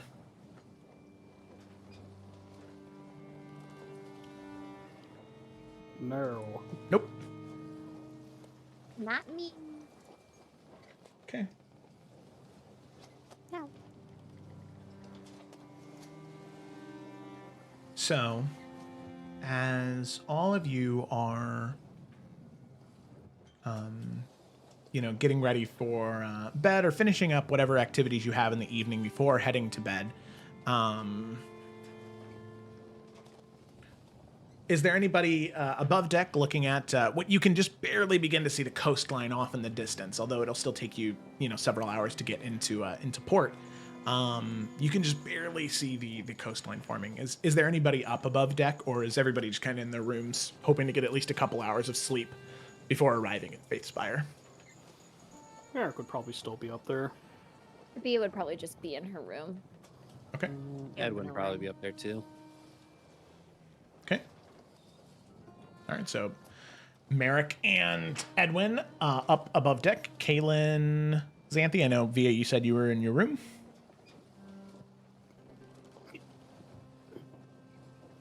I think Xanthi would actually also be above deck. Anyone else that's up there could see that that little vial that she's fiddling with before. She's like fastened it to almost like a little leather strap or something, and it has it kind of hanging like around her neck. And she's still just like absently like just fiddling with it. And she's looking out, not to the land side, but just out to the ocean.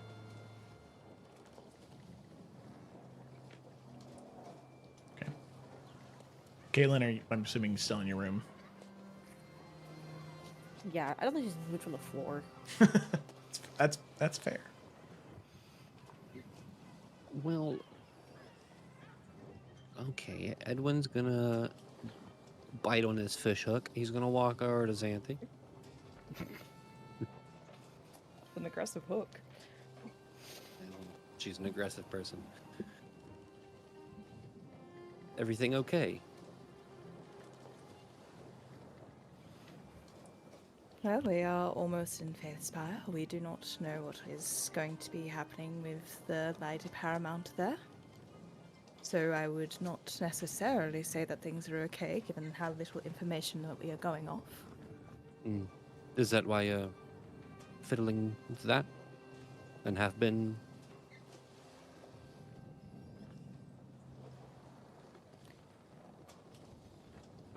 No. Not quite. What's going on? After we saw those petitions, I sent Rahavi a letter. I got a response from him. I suppose he wanted to make sure I had ink in case I needed to reply.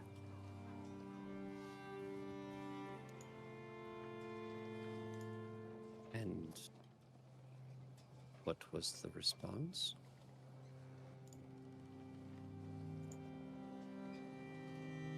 Well, I was simply wanting to make sure that the Varusons would not see us in any ill light, and well, they do not, of course. Good. And well, it's been a while since we've talked, I suppose.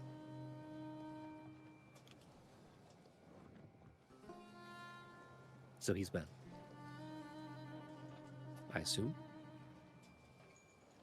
Yes. Good. Yeah. Is this like a thing? Like a Xanthi, do you have a person?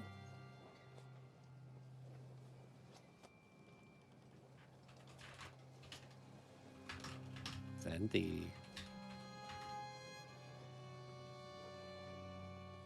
You can see she's like frozen up a little bit.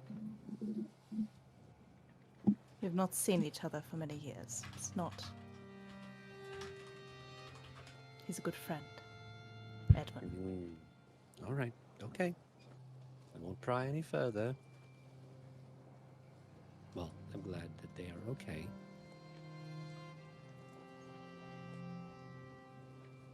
Anything else you want to get off your mind? Everything else okay? There's nothing else to discuss, I'm sure.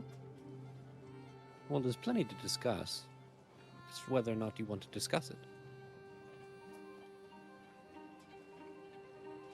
I don't understand how I'm meant to discuss something that you obviously wish to discuss without me knowing what it is exactly you want to discuss. Was there something further you wanted to talk about? No. Nope, just making sure my sister's okay. She is acting rather odd. I think, if anything, the question could be asked of you. Surprised what you said about Kester. Admit I didn't think you had it in you. Well, quite a bit of things that I am willing to do to keep my family safe.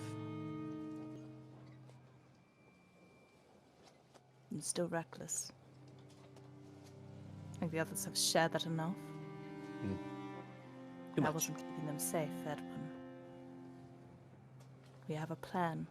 We can stick to it. Doesn't help if you go rogue as you have. Yes, we had this conversation. I apologize profusely. I won't do it again. You are deflecting, but it's okay. I'm not deflecting, Edwin. All right.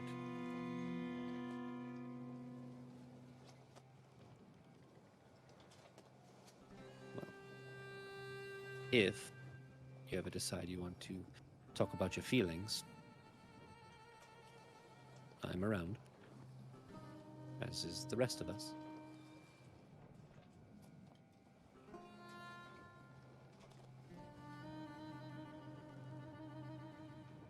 I feel like you and Octavia do the same thing every single time. I hate it, either way. If you have questions, you can ask questions. It's hard to ask questions when there's a wall in front of me. Fine then, what do you want to know? Ask something at least. I promise you an honest answer. Well, now I was put on the spot. I just figured we'd have a discussion and you just ramble off. So All it's right. better if I'm the one being put on the spot. Is that what you're Correct. saying? It's a bit selfish, isn't it? When did you meet Rohavi? Did I say that right? Yes. It was one of the sessions in which, well, his mother was also in court. Mm. And I was there listening in on Father, what he was doing, what he was saying. Hadn't, well, as of yet, been to many of his court appearances. And so it was nice seeing someone else there that was younger. And Didn't feel as alone. when was this? How old were you?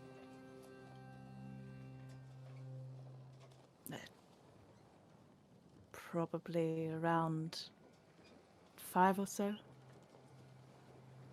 I don't keep dates. Quick question. There's a the thing around her neck is a vial of what? It's a vial of something, right? Ink. Okay.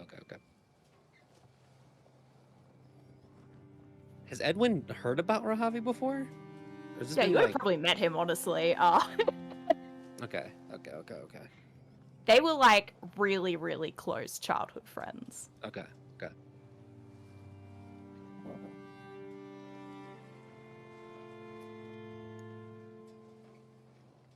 Are you sure you're just friends? They are now, yes.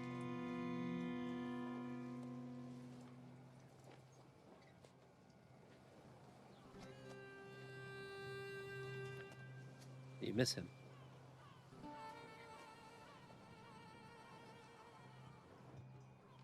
Of course.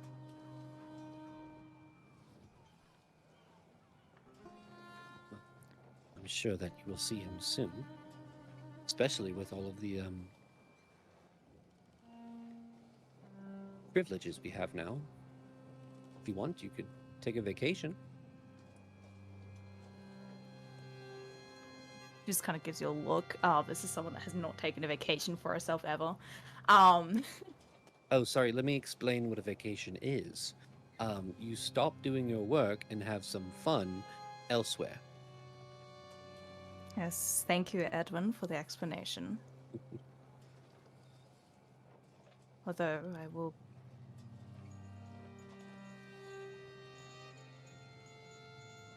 You want to know something that will get you off my back?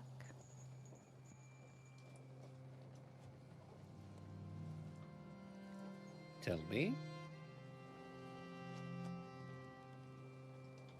Before he did leave, for his family had to deal with other business ventures, selling their fine wines across all of Illica.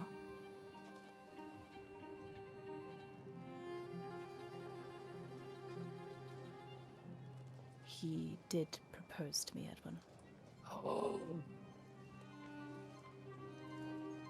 Sandy.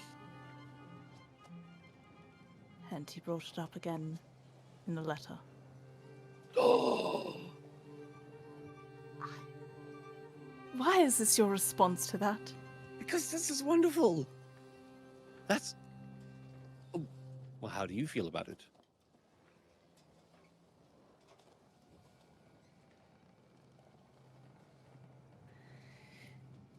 He's a vassal house, even if it's an important one. Xanthi, put the politics aside, please. This is... How do you feel about it? The proposal outside of politics. What do you feel in your heart? And he tapped to your heart.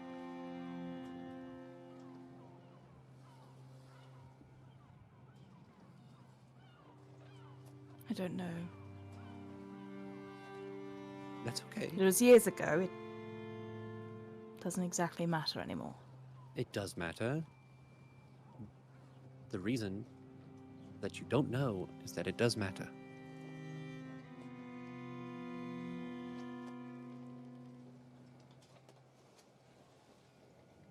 I knew there was a soft, gushy center under this hard shell.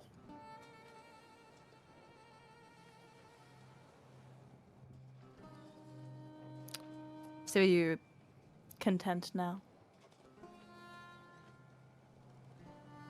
Yes, actually. Just know, if you want to talk about it, I am around. Don't stew in your feelings. It sounds like you care about him very much.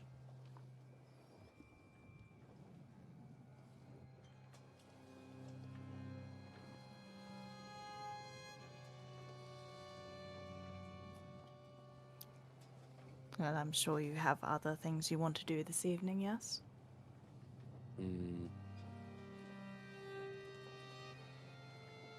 Can you see this? Your gauntlet? Yes. All right. Well, Did you have... buy No. that when the merchant ship was here? Is that what this is?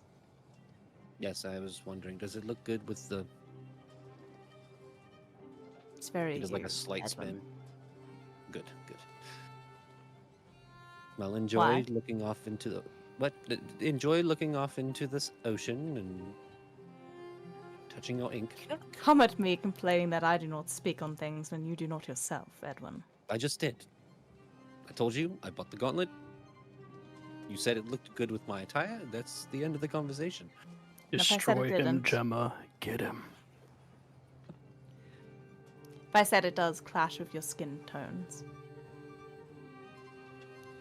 Now the gold on it is far cooler than the rest of your attire. What then? You should get rid of it. It looks horrible on you. No, it was really expensive. How much did you pay for it? It's priceless. You ask her? It wasn't in the usual offerings that she gave to us.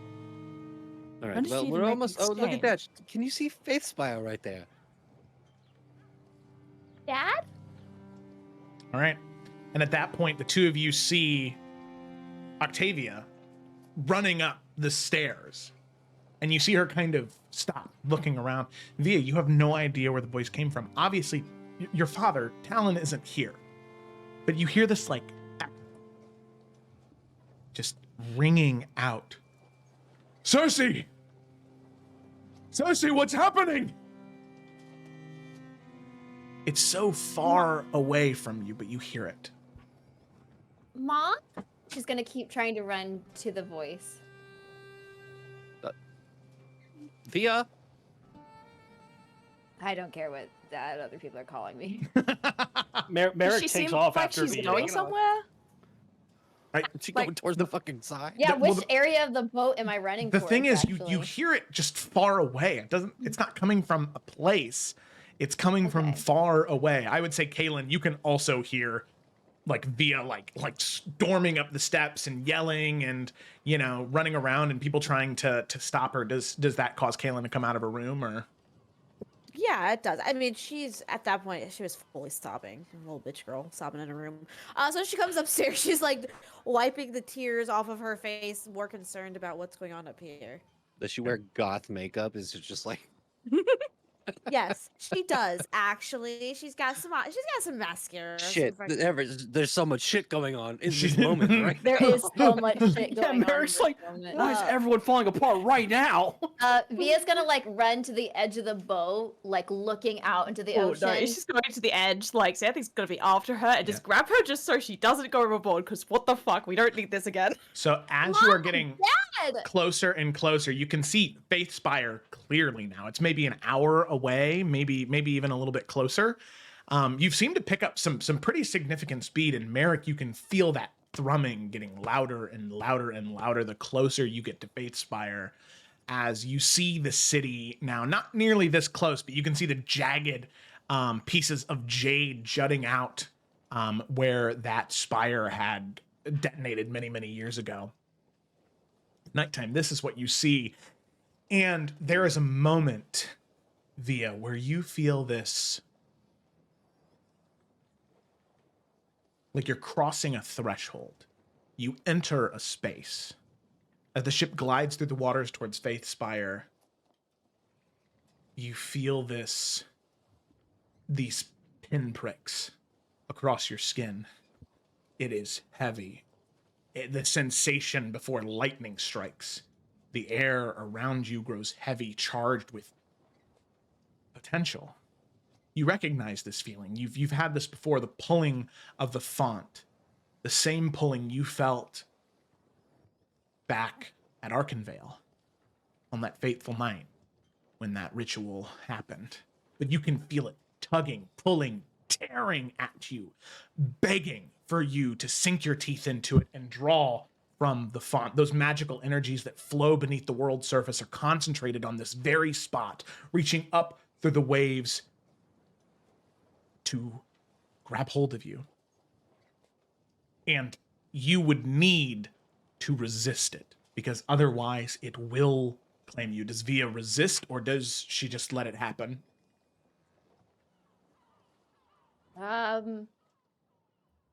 So is she conscious that the voices are part of this as well right now? Or are the voices like, is she being pulled to this essence because of the voices? It seems connected. You're not sure which way, though. The echoes are getting louder the closer you get to Faith Spire. Huh. Have we, I don't want to say tackled, but Gently is she tackled. secure from falling off the ship at this point? Yeah, she's like in the middle as you see her kind of like freezing up for a moment as her eyes are beginning to like glow that brighter white. Via, what do you do? I think initially she might try and resist it because she's conscious that it's gonna be something scary or harmful like the last time. Okay. Because you said it was really reminiscent to what happened at Arkenvale, right? Yes. Tenfold. Okay, yeah, she's gonna try to resist it because she's scared. Via, you do try. There's no skill check, though. It's like trying to hold back a dam with a band-aid. I mean, you really are trying to hold back this monumental, insurmountable force with the small amount of arcane skill that you have. And You can't stop it. The sensation intensifies, spreading from your fingertips up to your arms across your chest until your entire body tingles with this arcane awareness. Your grip tightens, your knuckles white as the world around you begins to shift and blur. The ship lurches and stops. The wind coalesces around Octavia, and she begins to lift, levitating. The sails flutter back and forth, some of them almost being ripped from the mast that they're held onto. The ship, the crew, all of your siblings via the sea itself, it all falls away as your consciousness expands beyond the confines of your body. You feel yourself floating upward, watching your own form grow smaller and smaller below you. Then you're diving, your vision plunging past the ship, through the water, down to the depths. The descent is impossibly fast as you perceive everything with perfect clarity. As your vision comes back up from the other end of the ship, looking down, you see a different ship in the same spot. It's not the present, but 20 years ago. Standing exactly where you stood moments ago, there is this beautiful Air Genasi woman, your mother, Cersei Alisades, though much younger. Her cloud-like vitiligo skin seems to glow in the sunlight, her silver blue eyes wide with a mixture of awe and terror. And beside her, you see your father standing there. Cersei! Cersei, what's happening? Following her gaze as she's floating, the wind coalescing around her. It seems as though she's experiencing some type of vision or premonition in the exact same spot, seeing something that fills her with dread. Her lips move, but you have no idea what she's saying. Your perspective plunges again once more and rises once more. You see a woman with dark tan skin, wearing a shawl of black and brown that has long been worn bare to its threads. Her eyes glow white that illuminate the coast, which is already under fire. This magnificent tower of jade and ryanite shatters as it explodes outward, sending thousands of pieces flying. This woman is suspended in the air, a shimmering portal revealing a realm devoid of color and life. The threads from her eyes reaching up and white, but touching the portal, they turn black. The portal closes, the final magic detonates from the tower, sending the woman flying into the Dragon's Strait. Then your vision drops once more. But this time it shifts away from the past, and you begin to see glimpses of the future. Octavia, you see the throne room, the worm seat, bathed in shadow and darkness, writhing and coiling around the pillars like living things. You see a skyline split apart, the fractured sun breaking further, bleeding golden light into a sky that rains fire upon Adarian cities. You see 5 crowns cast upon the ground, gleaming circlets of gold and silver tumbling through the darkness, each landing in pools of crimson that spread like hungry mouths. You see your hands aflame with light, a silhouette standing against catastrophe, hands burning with golden fire that neither consumes nor destroys, but holds back this tide of chaos. You see dragon's breath consume it all. Emerald flames roaring across the land, devouring villages and forests alike. You see blood rise from the earth, crimson floods swallowing the land in vicious red that pulses like a heartbeat. You see winter without end, ice creeping across fertile fields, encasing everything in a pristine tomb of frost that sparkles with this deadly beauty. You see serpents coil around the innocent, massive scaled bodies winding through city streets, squeezing life from stone and flesh alike.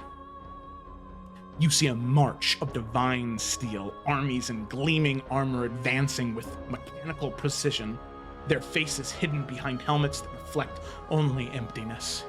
You see a child of storm and light, yourself transformed, power radiating from your form as you stand between these horrors and what remains of Adaria.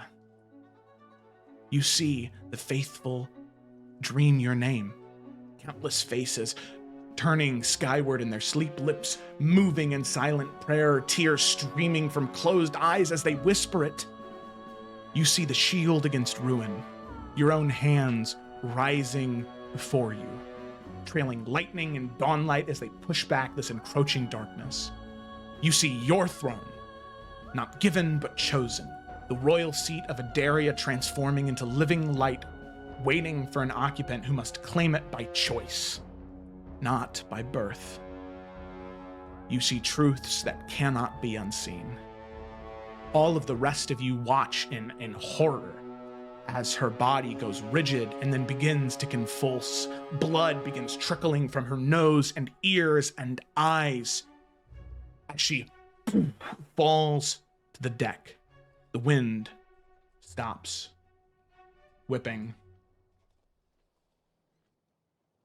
And Octavia, you drop to 0 hit points. You suffer 4 points of exhaustion. Ouch. And all of you can see Octavia's chest begin to rise and fall slower and more irregular, as if that life is draining from her body from whatever happened. Yeah, Edwin just... Cure wounds. Yeah. Yeah. Both of you immediately move over. You cast Cure Wounds. You can see the rises and falls of the chest are more regular. But she doesn't awaken, seemingly in some comatose state.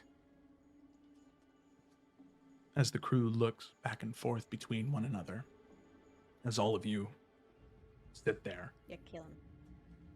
Too. As all of you sit there, you hear a voice emanate from Octavia's mouth that is not her own. Old, all-knowing. Beneath the ashen skies, a child of light and storm, the shield against ruin. And as the wind finally begins to pick up the sails that had not been ripped from the mast, your approach to Faith Spire is even slower. As you can see that last little bit of energy fade from Octavia. Still alive, but barely.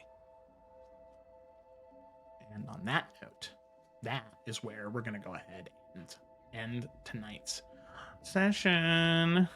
Mia! Oh. Ooh. Wanted to I be hate to burst known. y'all's bubble, but I guess I'm supposed to be the queen. I'm gonna send. Or you're dead. Stay dead. I'm gonna send I'm Felicity so glad because things are Yeah, getting too calm please. here. the Pretty please send prophecy. that. Yeah, the prophecy that Oh you my saw. gosh. Oh my Mhm. gosh. Mhm. Mhm. So good. Yep. So yeah. I don't know if you guys can tell, but there seems to be some differing opinions from various prophecies about who should be ruler. No big deal. Oh boy, can't wait for mine. I think, I think it's so You get a prophecy. I think it's so funny, the way that it breaks down, actually, and I'm very excited for all these truths to be exposed, because we know of 2 prophecies. Well, we know of 3 prophecies, because there's the Dawn of Unity, the prophecy of the Emerald Dragon that we saw with Iridessa, Emberlyn, and then this one we just saw. So maybe there are more prophecies. Maybe there's more information that will be discovered, and we'll kind of see what happens there. Ooh, I don't know. Whoa. Saw the truth tonight, baby. Yeah. Well, thanks for watching, everybody. Hope you enjoyed. Be sure to tune in next week, or what I'm sure will be a little bit of discussion. Sadly, Felicity will not be here next week. She is going to a place for her birthday or whatever. Lame. Couldn't be me. I know. No, have fun. You will be missed. Yeah. But hey, it works out, because I'll just be Via unconscious definitely next would have been session. unconscious had you not been here, or had you been here. So for sure, definitely would have happened the same way. But yeah, There we go. The Prophecy of the Crimson Princess. Via's vision. So thank you so much for watching, everybody. Hope you enjoyed. Be sure to tune in next week for that. And we will see you in the next one. Sponsored by PartyLoot.app. Go check it out. For the cameos that healed me,